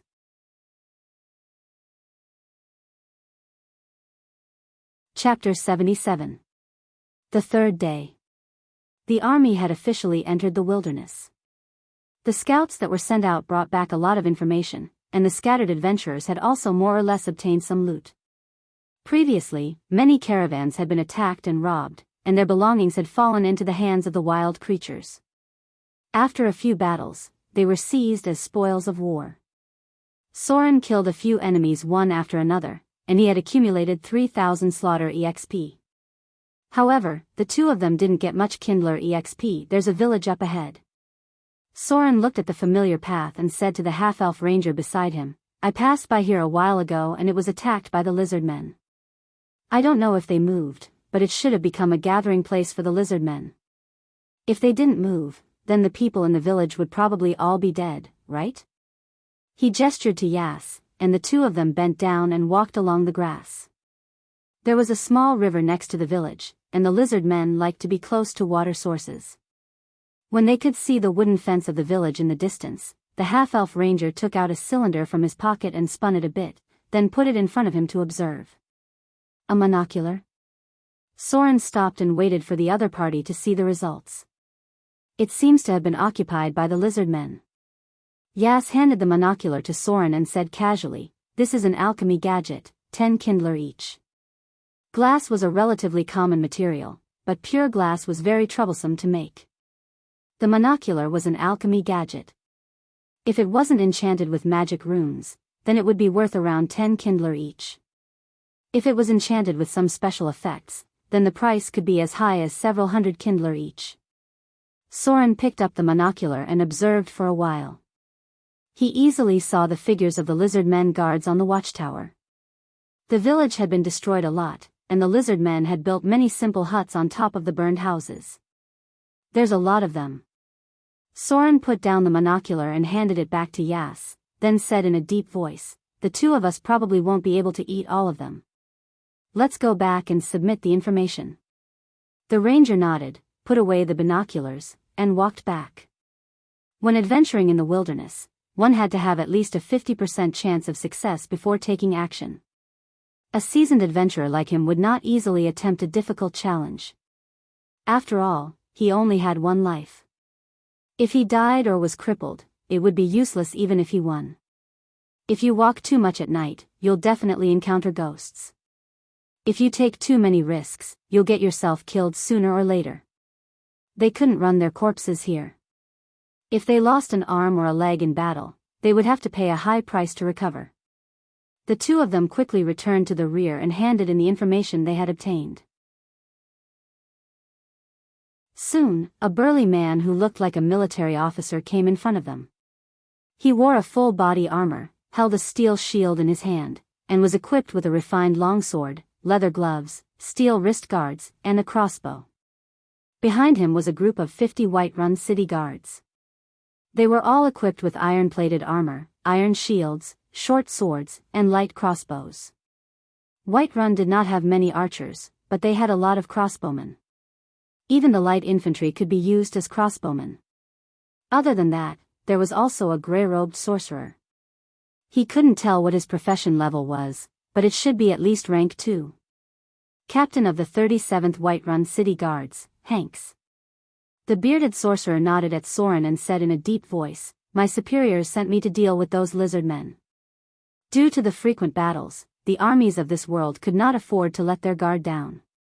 Perhaps their discipline would deteriorate, and many of them would fall to the evil faction, but their combat power would not be reduced by much. Hanks was a man of action. After gathering his men, he immediately asked Soren to lead the way. Most of the regular soldiers were advanced class holders, and most of them were at least rank 3. Hanks was probably at rank 2, but not higher than rank 3. As a soldier in the army, his equipment was better than most adventurers. Although he did not have any rare-grade equipment, his armor was better than most low-grade rare-grade equipment. About an hour or two later, the group returned to the village. Hanks ordered his men to take a rest, then turned to Soren and asked, "Can we take out their sentries?" Soren and Yas nodded and moved in from the sides. The half-elf ranger took out his longbow and made a gesture to the right. Then, he quietly climbed up a tree. The longbow had a long range, so he would be the one to deal with the sentries. Soren, on the other hand, hid in the shadows and snuck along the bushes. He also took out his crossbow as he needed to deal with the 2 lizard men at the entrance. The army was still hiding in the forest hundreds of meters away. Everyone was waiting quietly. Sob. Sob. The half-elf ranger killed the guards near the alarm bell, while Soren killed the sentries near the gate with his crossbow. Advance. When he saw the lizard men on the arrow tower fall, Hanks immediately put on his helmet and wrapped himself up tightly. He said in a deep voice, "Wizard. Break the door." The wizard in the gray robe was obviously dissatisfied. He didn't like the way Hanks gave orders. However, he still quickly chanted an incantation, and a half-ton golem appeared out of thin air. The golem moved forward with heavy steps. The Whiterun guards behind it spread out, raised their iron shields in front of them, and began to jog forward. The group moved quickly. When they were 150 meters away from the gate, the Whiterun guards covered their upper bodies with shields that were 1 meter long and half a meter wide. At the same time, they took out their light crossbows. Sounds of panic could be heard in the village. The lizard men quickly noticed the enemy's attack, and some of their archers immediately climbed up the arrow tower. Boom! Boom! Boom! More than 10 arrows were fired, but the Whiterun guards didn't slow down at all. Their shields effectively blocked the enemy's attacks. The golem, which wasn't small, didn't care about this level of damage at all. It walked at the front and smashed the gate with great force. Accompanied by a loud rumbling sound, the wooden gate of the stronghold was breached by the golems in less than a minute. Battle formation. Hanks raised his steel shield and slowed down his footsteps. He shouted, "White horse tactics." The 50-man guards were divided into 10 small square formations. 3 infantry soldiers raised their shields and drew their short swords, and began to charge forward. The two soldiers at the back continued to reload their crossbows and shoot at the lizard men in front of them. Hanks raised his shield and charged forward with a loud roar. Even though he was fully armored, he still reached the speed of a 100-meter dash. He rushed into the village and sent a lizardman warrior flying with his sword. The wizard stayed behind and didn't seem to have any intention of joining the fight. Even the golems remained where they were. The Whiterun guards quickly took down the gate. After killing 3 lizard men in a row, Hanks retreated back into the infantry formation and shouted, "Reorganize the formation." The lizard men fell one after another. The Whiterun guards raised their shields and steadily advanced, maintaining a tight square formation. They didn't chase after the enemy even though they were panicking or retreating. The light infantry with shields covered the flanks. They blocked with their shields and stabbed with their short swords. The soldiers at the back continued to shoot with their crossbows. Occasionally, someone would be hit, but they would be quickly dragged to the back by their comrades. Hanks was also hit by a few arrows, but it didn't have any effect on his armor. He picked up his crossbow and fired back, then raised his shield to protect his head.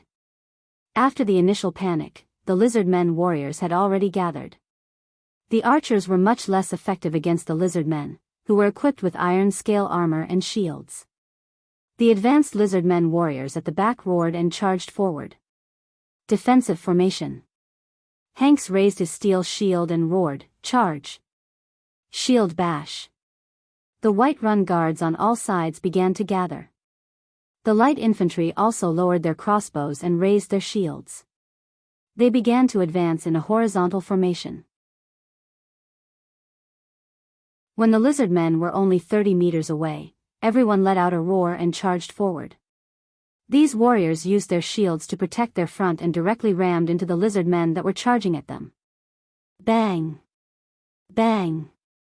Bang! A series of muffled sounds reverberated in the air.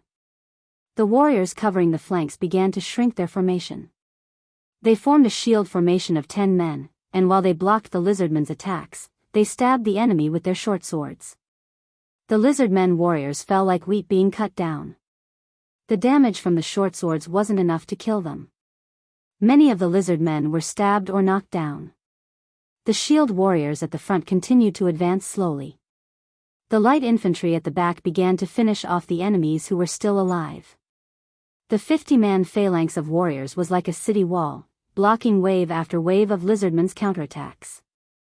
There were already dozens of lizard men corpses on the ground, but the 50-man square formation still stood firm. Although 3 or 4 of them were injured and had to retreat, the formation didn't panic at all.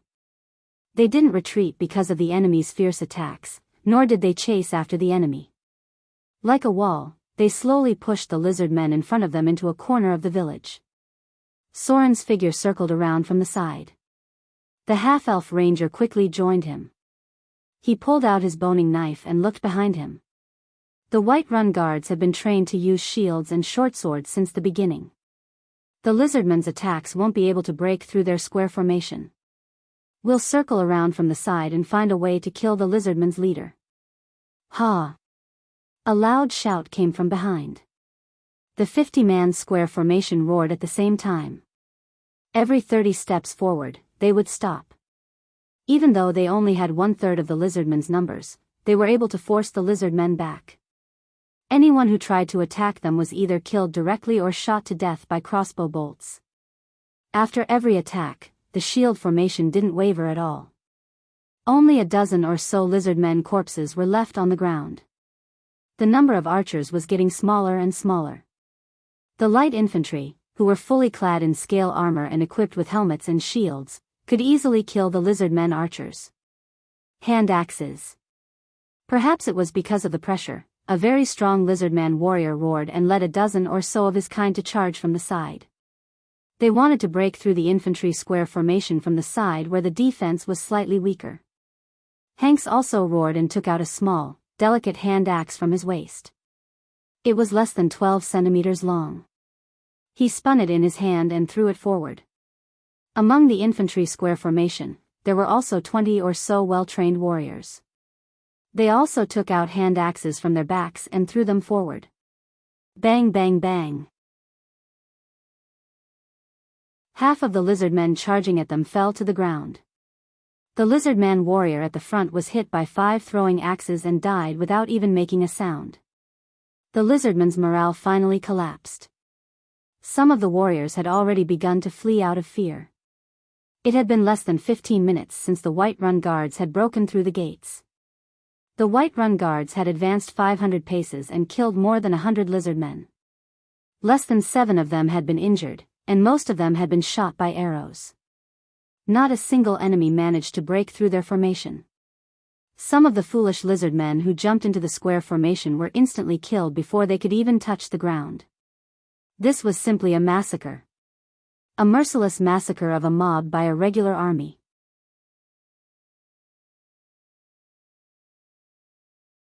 Chapter 78. The lizard men were completely dumbfounded. They were like the human villagers who were ambushed in the beginning. The warriors in the village were slaughtered one by one, and the elderly, women, and children screamed in terror. There were also some lizard men who had their bestial instincts stimulated as they charged forward, but they were killed by crossbows before they could even get close. The Whiterun guards were a well-trained army. Their levels might not be high, and they were no match for adventurers of the same level in a one-on-one fight, but once they formed a battle formation, their strength would increase exponentially. Conservatively speaking, there were at least 100 warriors who used shields and short swords to defend and counterattack. They pushed forward bit by bit along the village, while the light infantry behind them took care of the survivors. No matter if they were old, weak, women, or children, they were all killed mercilessly. Just like how the lizard men didn't have the slightest bit of sympathy for the women and children when they first ambushed them, they might let the elderly and children go when they were fighting among their own kind. However, when it came to interracial warfare, there was no mercy. If the lizard men children weren't killed, they would grow up with hatred in their hearts. If the women and children weren't killed, they would give birth to more children. Conflicts between different races were a competition for survival space. Humans weren't as strong as they thought, and they still kept their primitive ways of dealing with other races. That was to kill as many of them as possible, until they didn't dare to approach human settlements, and until they remembered the consequences of their own kind's retaliation when they ambushed ordinary people. Otherwise, the villages outside Whiterun wouldn't be able to survive for long. From time to time, other monsters would try to take advantage of them. After all, humans were the most intelligent creatures in the world when it came to farming. Soren and Yas took a detour to the back of the village. To their surprise, they didn't see the leader of the lizard men. Soren suddenly thought of the droll he killed. Could it be that he was the leader of the lizard men? It was very likely because spellcasters had a very high status. If the depraved droll was the leader, then the lizard men probably hadn't chosen a new leader yet. Without a powerful spellcaster to suppress them, the lizard men would compete with each other among their own kind, and only then would the strongest and smartest of them inherit the position of leader. Here, Yas's search skill seemed to be very high. Although there was no leader for them to ambush, they still found the leader's house. Soren quietly followed behind them and slit the throat of one of the lizard men with his scimitar. They found a box in the room, filled with various coins of varying value, as well as some emeralds and jewels. These were the spoils of war that the lizard men obtained from attacking other creatures. They rarely had the means to spend these things, so they would often store them. Occasionally, some daring merchants would trade with them if they were not afraid of being swallowed whole. Yas opened the box and glanced inside. Then, he secretly gestured to Soren behind him and said in a low voice, "Half each." Soren nodded and took out the items. The two of them quickly split the loot and put the treasures into their own multidimensional bags. The battle was led by the Whiterun guards, so they didn't take everything. They only took the most valuable items and put in the less valuable ones. Adventurers were naturally greedy. They split the most valuable jewels with Kindler and kept some silver thalers for themselves, as well as some other random items. When the Whiterun guards cleaned up the battlefield, they would at most think that the lizard men were poor. Anyway, there were other places where they could find more valuable items. The two of them obtained quite a lot of good things. Although there were no rare items, each of them had about 300 to 500 Kindler coins. Perhaps it was because they had shared the loot together, but after taking the loot, they smiled at each other and felt closer to each other. They returned from the other side and pretended to hunt the lizard men, but they didn't join the main battle. Half of the White Horse Guards had mastered the defensive ability, defend while attack, which was a high-level defensive skill that allowed them to block attacks with their shields and counterattack with their medium weapons at the same time. The White Horse Guards were able to use the defensive ability, defend while attack, which was a high-level defensive and counterattack skill. If they mastered attack and defense, they could also use long weapons to counterattack. For example, Captain Hanks, who was fully armored. Soren killed the lizard men one by one. Ordinary lizard men didn't give much slaughter exp, adults only gave about 100, and the elderly, women, and children didn't give more than 30. However, he didn't show any mercy. These lizard men had slaughtered human women and children in front of him. How could he show mercy to these monsters now? In just a short while, more than 10 lizard men had died at his hands. The battle at the front was about to end. Some of the lizard men surrendered out of despair, but the Whiterun guards had no intention of taking them as captives. They simply pierced their hearts with their short swords. In some places near the sea, such captives would be needed as part of the gladiator arena. However, Whiterun didn't have such a tradition. Instead, it was more common to kill foreign captives. Whiterun was considered an ancient human city. It was able to survive for so long under the influence of various races, and many important traditions had been preserved. It took less than half an hour to defeat the lizard men, but it took a lot of time to clean up the battlefield. Although most of the lizard men were killed, many of them managed to escape. There were more than 200 lizard men corpses on the ground, and about 1/3 of them had escaped from the village. After such a painful lesson, they wouldn't be able to recover for at least 3 to 5 years. Even if they attacked again in the future, it would only be small-scale attacks. Captain. A Whiterun guard kicked open the door and shouted, "There's a barn here." Hanks pulled out his blood-stained sword and walked over to take a look. It should be the human village that was attacked recently. These guys moved into the wilderness to avoid paying taxes, but they lost their lives here. How stupid. Obviously, he already believed that the original villagers had been slaughtered by the lizard men, and that they were already in their stomachs. There was still a lot of food in the barn, and if they had moved earlier, they wouldn't have left so much food behind. It seemed that after Soren left, the villagers either moved in a hurry or were killed by the lizard men. Hanks felt that the first possibility was more likely. After being attacked, they probably didn't stay any longer. Maybe they left in a hurry and couldn't take everything with them. If that was the case, the lizard men launched a second attack before they left. That night, the lizard men were scared away by spells, and most of their strength was still intact. Hanks could tell from the corpses on the ground that there were at least 100 or 200 lizard men who could still fight. There were still sounds of fighting coming from all directions. The Whiterun guards split up into groups of 3 to clean up the battlefield. Their tradition was to leave one person behind to cover them. It was unknown when the wizard had put away the golems. These alchemy golems consumed a lot of energy, and they were rarely used as a regular fighting force outside of the wizard tower. If moving an army would burn money, then moving a golem would burn gems. Their operating principle was the alchemy of equivalent exchange.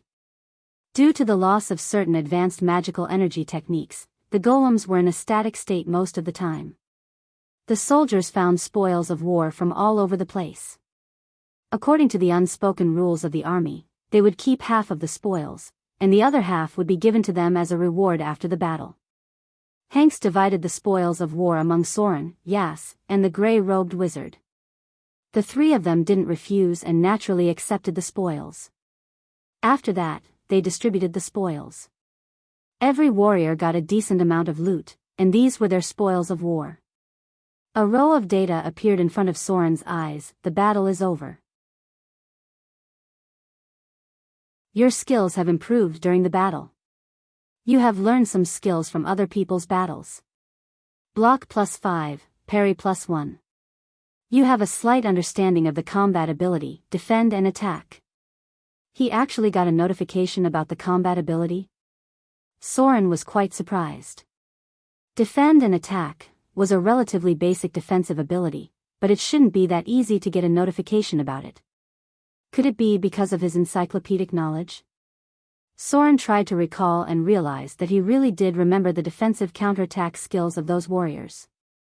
Defend, attack, was a relatively basic ability that could be trained through conventional means. Its function was to defend and counterattack. Using the moment of parrying and blocking, it could shift the opponent's attack in a similar way, and then launch a counterattack at the same time. This ability had a prerequisite of parry and block. If one didn't have more than 100 points in parry and block, they wouldn't be able to train it even if they got the notification. This was because even if one remembered the combat skill, they wouldn't be able to learn it if they didn't have the corresponding parry ability. A similar ability was dual-wielding defense.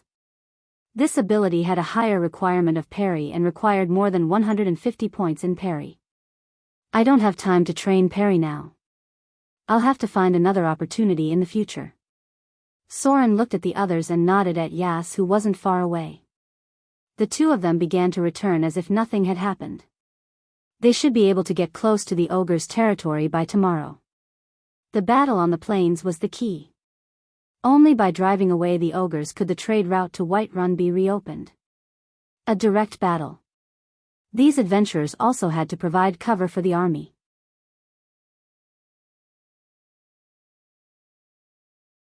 Chapter 79.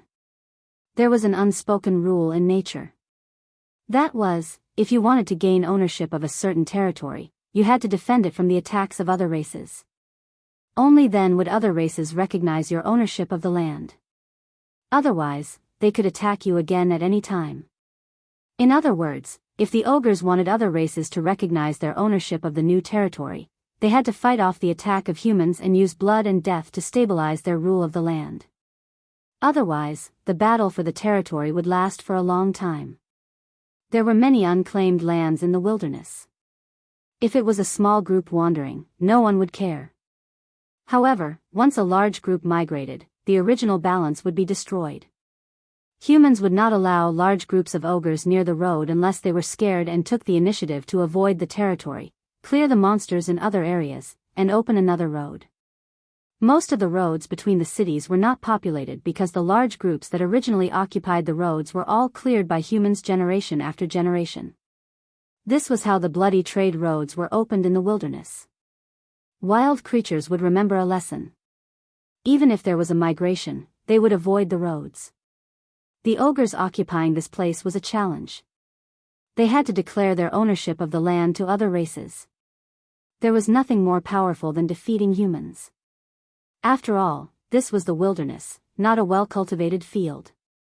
If the humans failed once, they would not endlessly throw themselves into the battle to expel them. This was because there was no benefit for them to fight.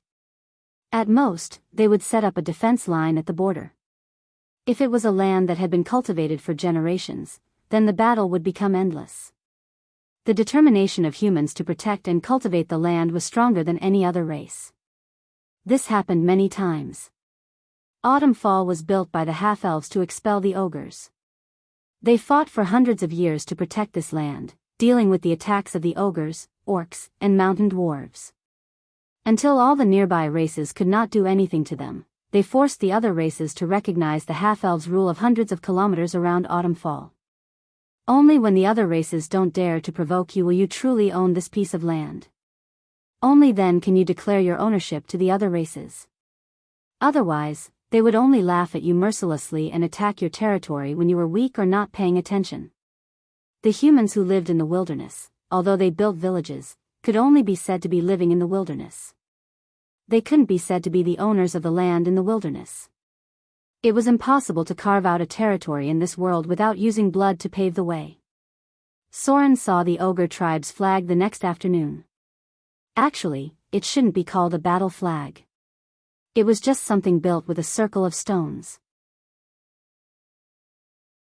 In the middle was a wooden pole with the skeleton of a humanoid creature stuck on it. This is a sign. This meant that this was the territory of the ogres from the very beginning. They had the right to hunt in this territory, and any other race that entered would be considered invading their territory. It was as if he had seen a huge stone sign before entering Whiterun's territory. The sign was engraved with the words, Whiterun, and the emblem of a warhorse. Looks like it really is an ogre tribe. Yasa's expression was very solemn. Only the ethnic groups that formed tribes would enclose their land and use some signs to prove their ownership of the land.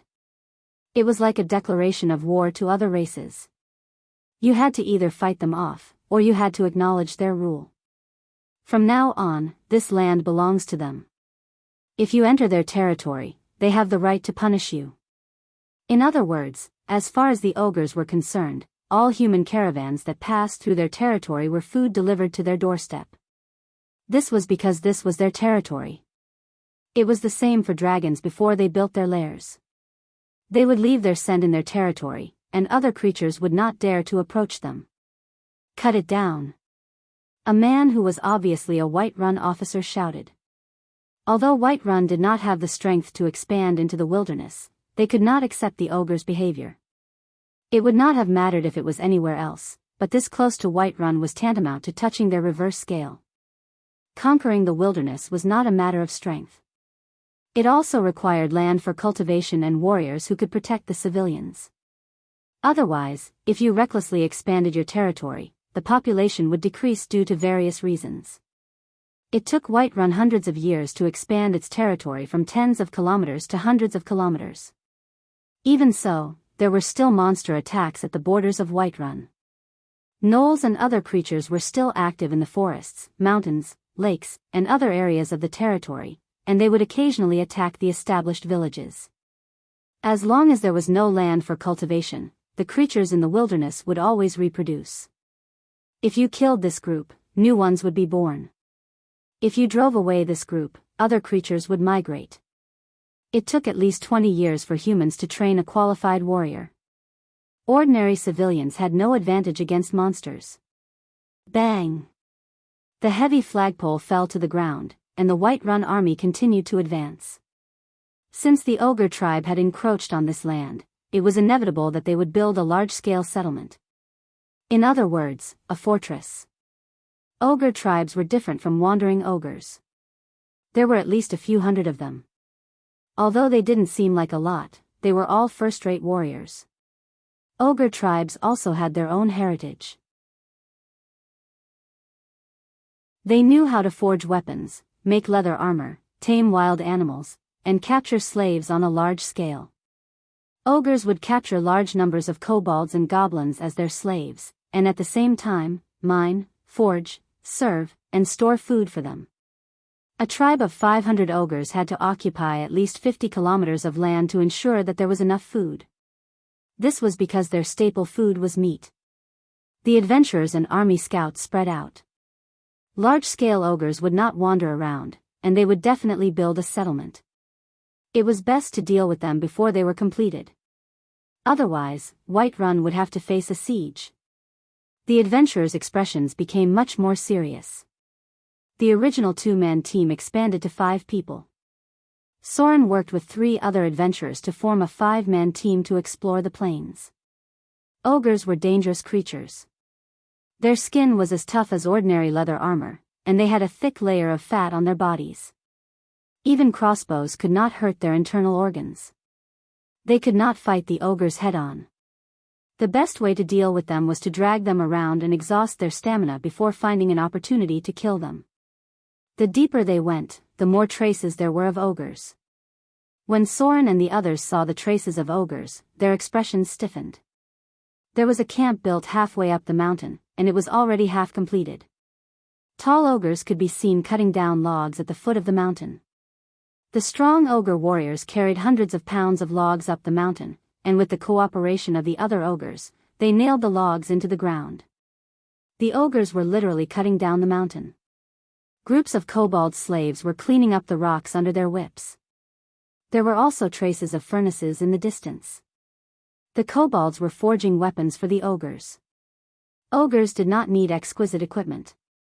They only needed iron weapons, and they would become a terrifying threat. Look! Yas took out a telescope and said with an ugly expression, "Look at the ogre warriors on guard over there." Soren looked over, and his expression turned ugly as well. He saw an ogre warrior wearing full body armor, holding a 200-pound spiked club in his hand. There was heavy armor on his shoulders and chest, but it was not the kind of armor made by humans. It looked more like something forged by third-rate blacksmiths. Just the shoulder armor alone weighed 20 to 30 pounds. Normal humans would not be able to wear it, but it was nothing to the ogres. This is definitely the work of a two-headed ogre wizard. Soren put down the telescope and said in a low voice, "Normal ogres don't have that much intelligence. It's good enough that they didn't eat the captives.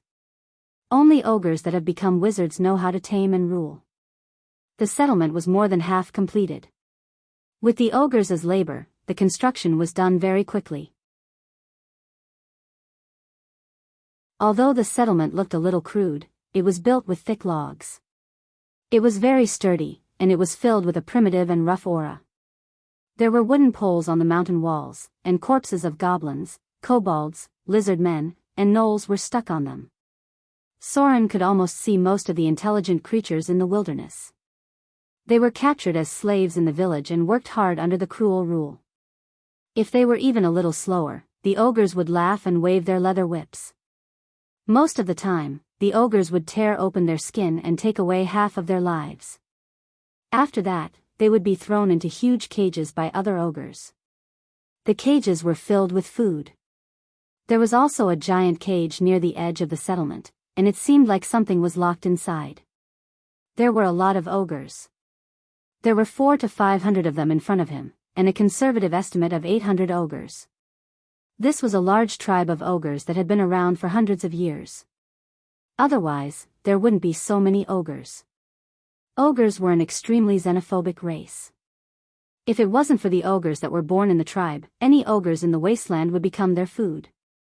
Some ogres from different tribes were enemies, and they would often kill each other when they met.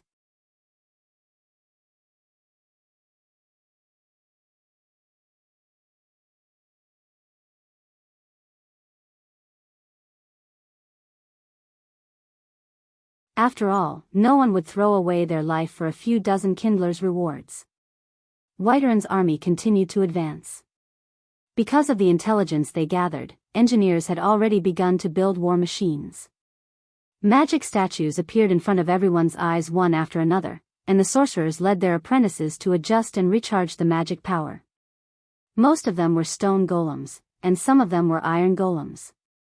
The crafting of golems was widely spread among wizards, and it required a high level of alchemy. Normally, only grade 3 wizards could craft them. These golems were very cumbersome and consumed a lot of energy, so they were rarely carried around by guards. They were only used on battlefields or guarding wizard towers. It was difficult for an army of 2,000 people to hide from the ogres. This was especially true in the plains. When Soren discovered the ogre fortress, the enslaved gnolls had already discovered the army's tracks. Ogre Fortress. A two-headed ogre mage let out a muffled roar and bellowed, "Prepare for battle. You fools. All of you, pick up your weapons and lock the captives in the cages." The ogre looked behind it and saw a gnoll scout kneeling at its feet. "Very well. My slave. I grant you freedom. Continue to serve me, and I will help you become the new leader of the gnolls. I will grant you a piece of land in my territory and let you build your own tribe." The ogres had many vassals, and they knew how to enslave most of the creatures in the wilderness. One by one, the strong ogres gathered together. It was hard to tell the gender of the ogres, but they all looked the same. They could eat meat from birth and didn't need to be breastfed. Ogre cubs could weigh up to 30 pounds. Children that were not strong enough would be abandoned, or even killed and eaten directly. These creatures looked stupid, but they had powerful battle instincts. Most of the ogres only had 6 points of intelligence, and even wolves couldn't compare to them. From time to time, wizards and sorcerers with amazing intelligence would be born. Thick spiked maces were distributed to the ogres, and the enslaved goblins were busy helping them put on armor. These were all inferior products that were made in a hurry. Some kobolds had 50 points of smithing ability, and the ogre tribes had inherited the craftsmanship of weapons and armor. These equipment were heavy and cumbersome. Most of them were individual parts, such as spiked pauldrons, heavy gauntlets, and cast breastplates. The ogres couldn't make complete armor with their craftsmanship, so they were simply cast from molten iron. They relied on their weight in exchange for strong defense. Gather the bone shatter hunters. The two-headed ogre wizard roared, and the ogres gathered into a simple formation. They were completely different from the messy ogre tribes, and they had received strict training. Asterisk crack. Asterisk the sound of a whip rang out. An ogre wearing full body armor and wielding a heavy battle axe walked out. It used a leather whip to whip the other ogres. The leather whip that would take away half of a gnoll's life only left a red mark on the ogres' bodies. The strong ogre warlord roared, "Idiots! Gather! Warriors of the Bone Shatterer tribe, come and take your weapons." Heavy battle axes, spiked armor, leather armor sewn from the skins of humanoids and beasts, and iron spears that were 2 meters long were all distributed to the ogre warriors. These ogres that looked even bigger had white ash smeared across their faces. Some even had horns on their foreheads that were only 10 centimeters long. They also had strange tattoos on their bodies. This was some kind of ancient ritual. Shamans used daggers to cut open their arms, smeared some medicine on them, and fed them a special potion. After this ritual, the ogres would become even stronger. Their skin would become as tough as cowhide, and they could also activate some kind of innate ability to enter a frenzied state of bloodlust. Iron weapons, iron armor, throwing spears, and heavy flying axes. About 1 to 200 ogres were armed. Some of the ogres wielding whips opened the cages and chased out some wild boars that weighed half a ton and had sharp spikes on their backs. These were ironback wild boars that lived in the depths of the wilderness. They were one of the few animals that the ogres knew how to tame. Ogres did not know how to grow their own food. They only knew how to tame and feed some special beasts. In times of war, these beasts were also part of their strength. They knew how to drive captives and wild beasts to attack the enemy and deplete their strength first. The plains had a wide field of vision. Not to mention, the ogre fortress was built halfway up the mountain. They could see Whiterun's army moving from afar. The two-headed ogre warlord led the army to the foot of the mountain. Ogres rarely relied on fortresses for defense. This was because once a battle started, the ogres would rush out on their own and kill everything in sight. Ogres with whips were driving the gnolls away from the rear. Inferior food like goblins and kobolds were not even qualified to be their cannon fodder. Dong! Dong! Dong! Dull war drums sounded. An ogre that seemed to have advanced into a shaman beat a war drum made of mammoth skin and roared at the sky. Humans. The two-headed ogre's voice boomed like thunder. It cast a spell on itself and stood at the front of the ogre army. The one standing before you is the demigod Hygel, the astral traveler, the descendant of Grondo the dragon slayer. The two-headed ogre roared at the approaching Whiterun guards. The leader of the two-headed ogres, Grisado. This land shall become the territory of the Bone Shatterer tribe. Tell your leader to come out and talk to me. The Whiterun guards were slightly disturbed. The ogres were far more intelligent than they had imagined. They could even speak in the common tongue. Formation. A fierce female voice rang out. Then, a vigorous figure walked out.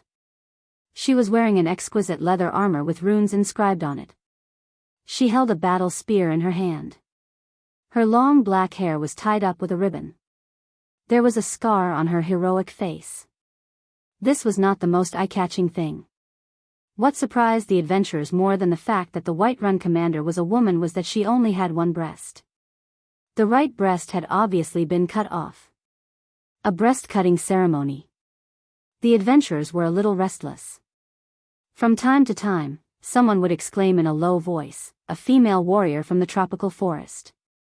Why would Whiterun let that group of women lead the army?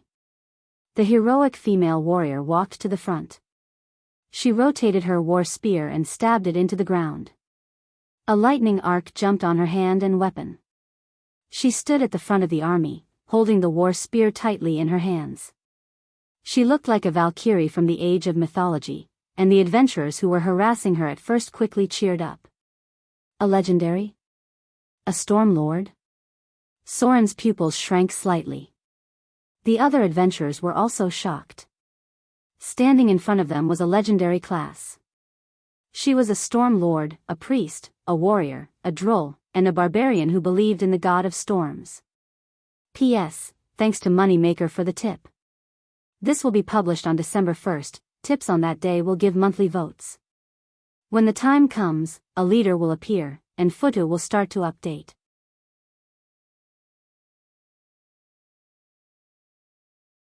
Chapter 81. A Legendary Storm Lord. This was Soren's first time seeing a legendary class holder in this world. Although the owner of the caravan was very powerful, she was only a high-grade wizard, and there was still a long way to go. The woman in front of him was a female warrior who lived near the tropical jungles. They generally believed in the god of storms. They were warlike, cruel, and bloodthirsty. They despised men and saw them as tools for mating, and reproduction. Some people called them Amazons. The Amazons were not only humans, but also all intelligent races that lived near the tropical forests. It was a place very similar to the Underdark. In the underground world, the female drows ruled the community with cruel means. In the tropical rainforest area, humans, centaurs, naga sirens, and so on also ruled the community with cruel means. They maintained the tradition of females being the core of their tribes. They were responsible for fighting, killing, and protecting their territory. Any males were treated as vassals. Because of the dangers in the area, the intelligent races there were very aggressive.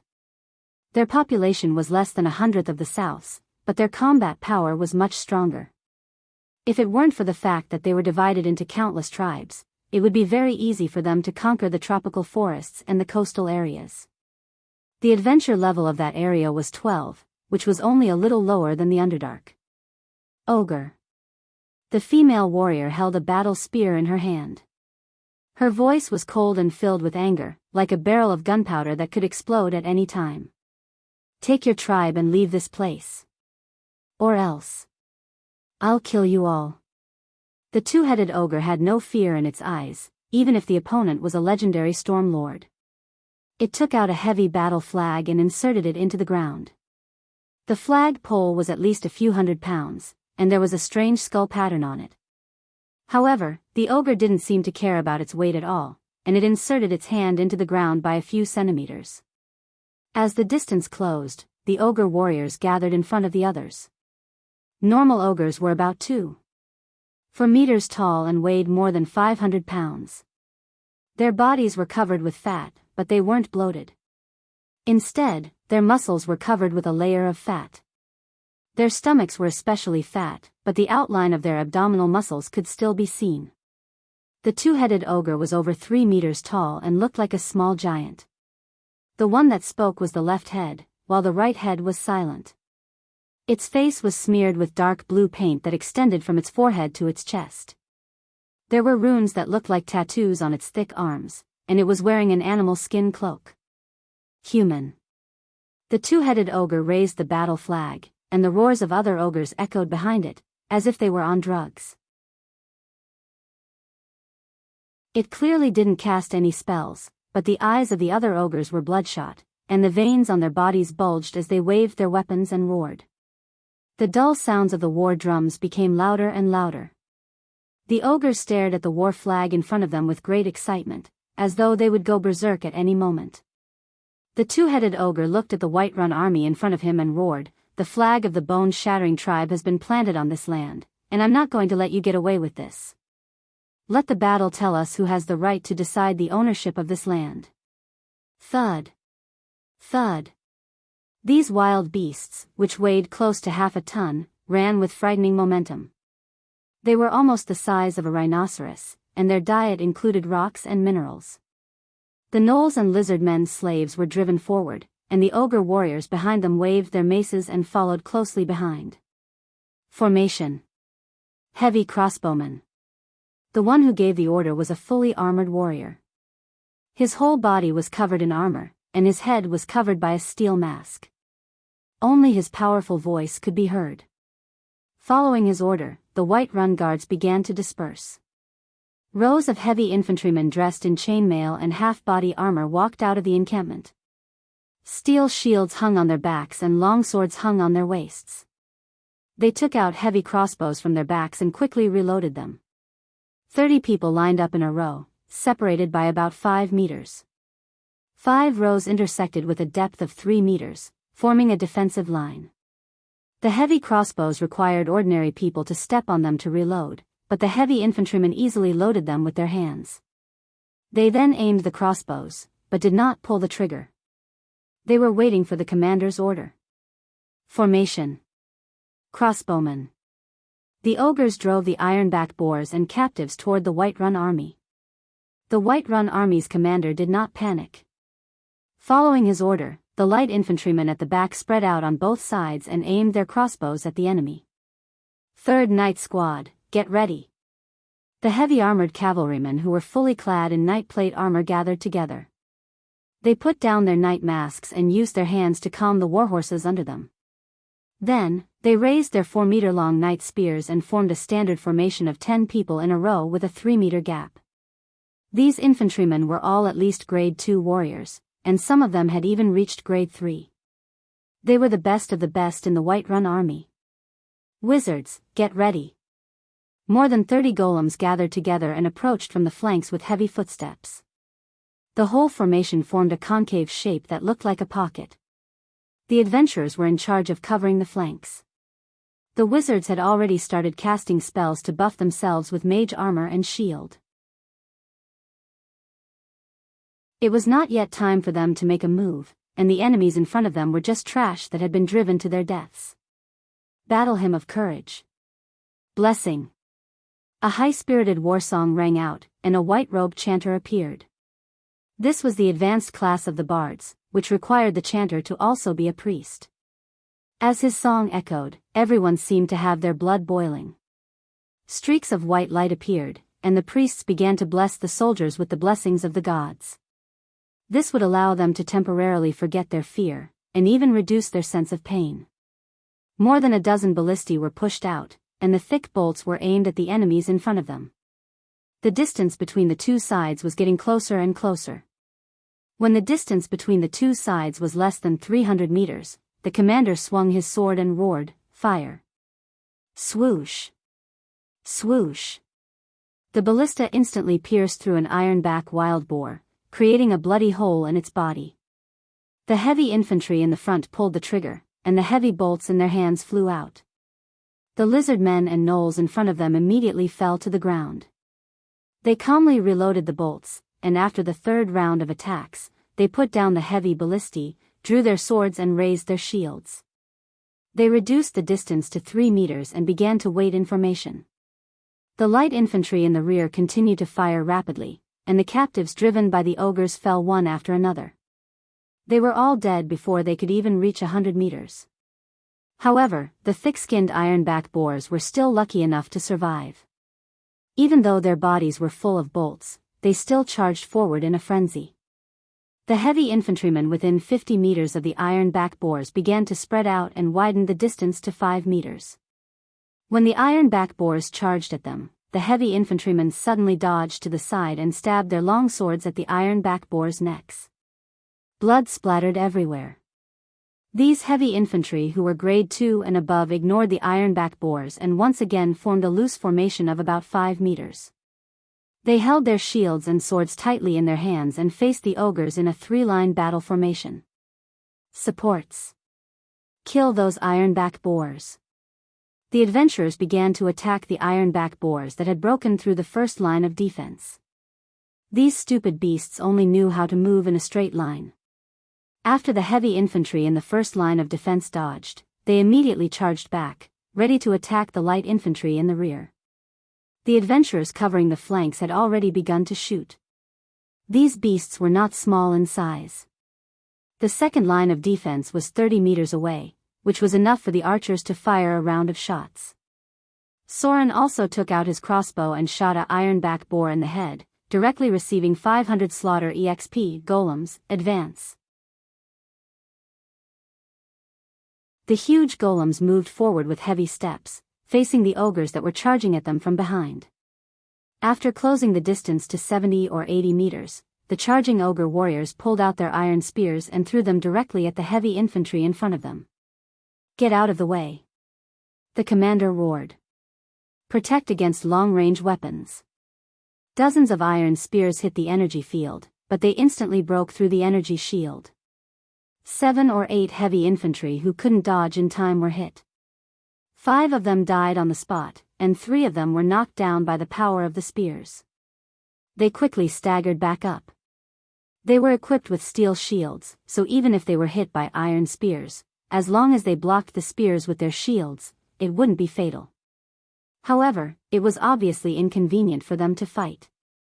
The ogres with hundreds of pounds of heavy weapons rushed over, and the distance between them was now only 50 meters.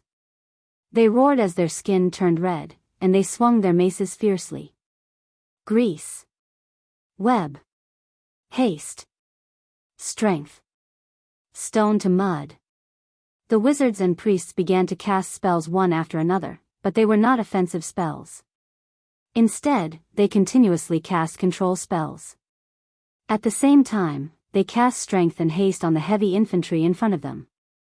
The duration of these spells was very short, and they were all calculated in minutes.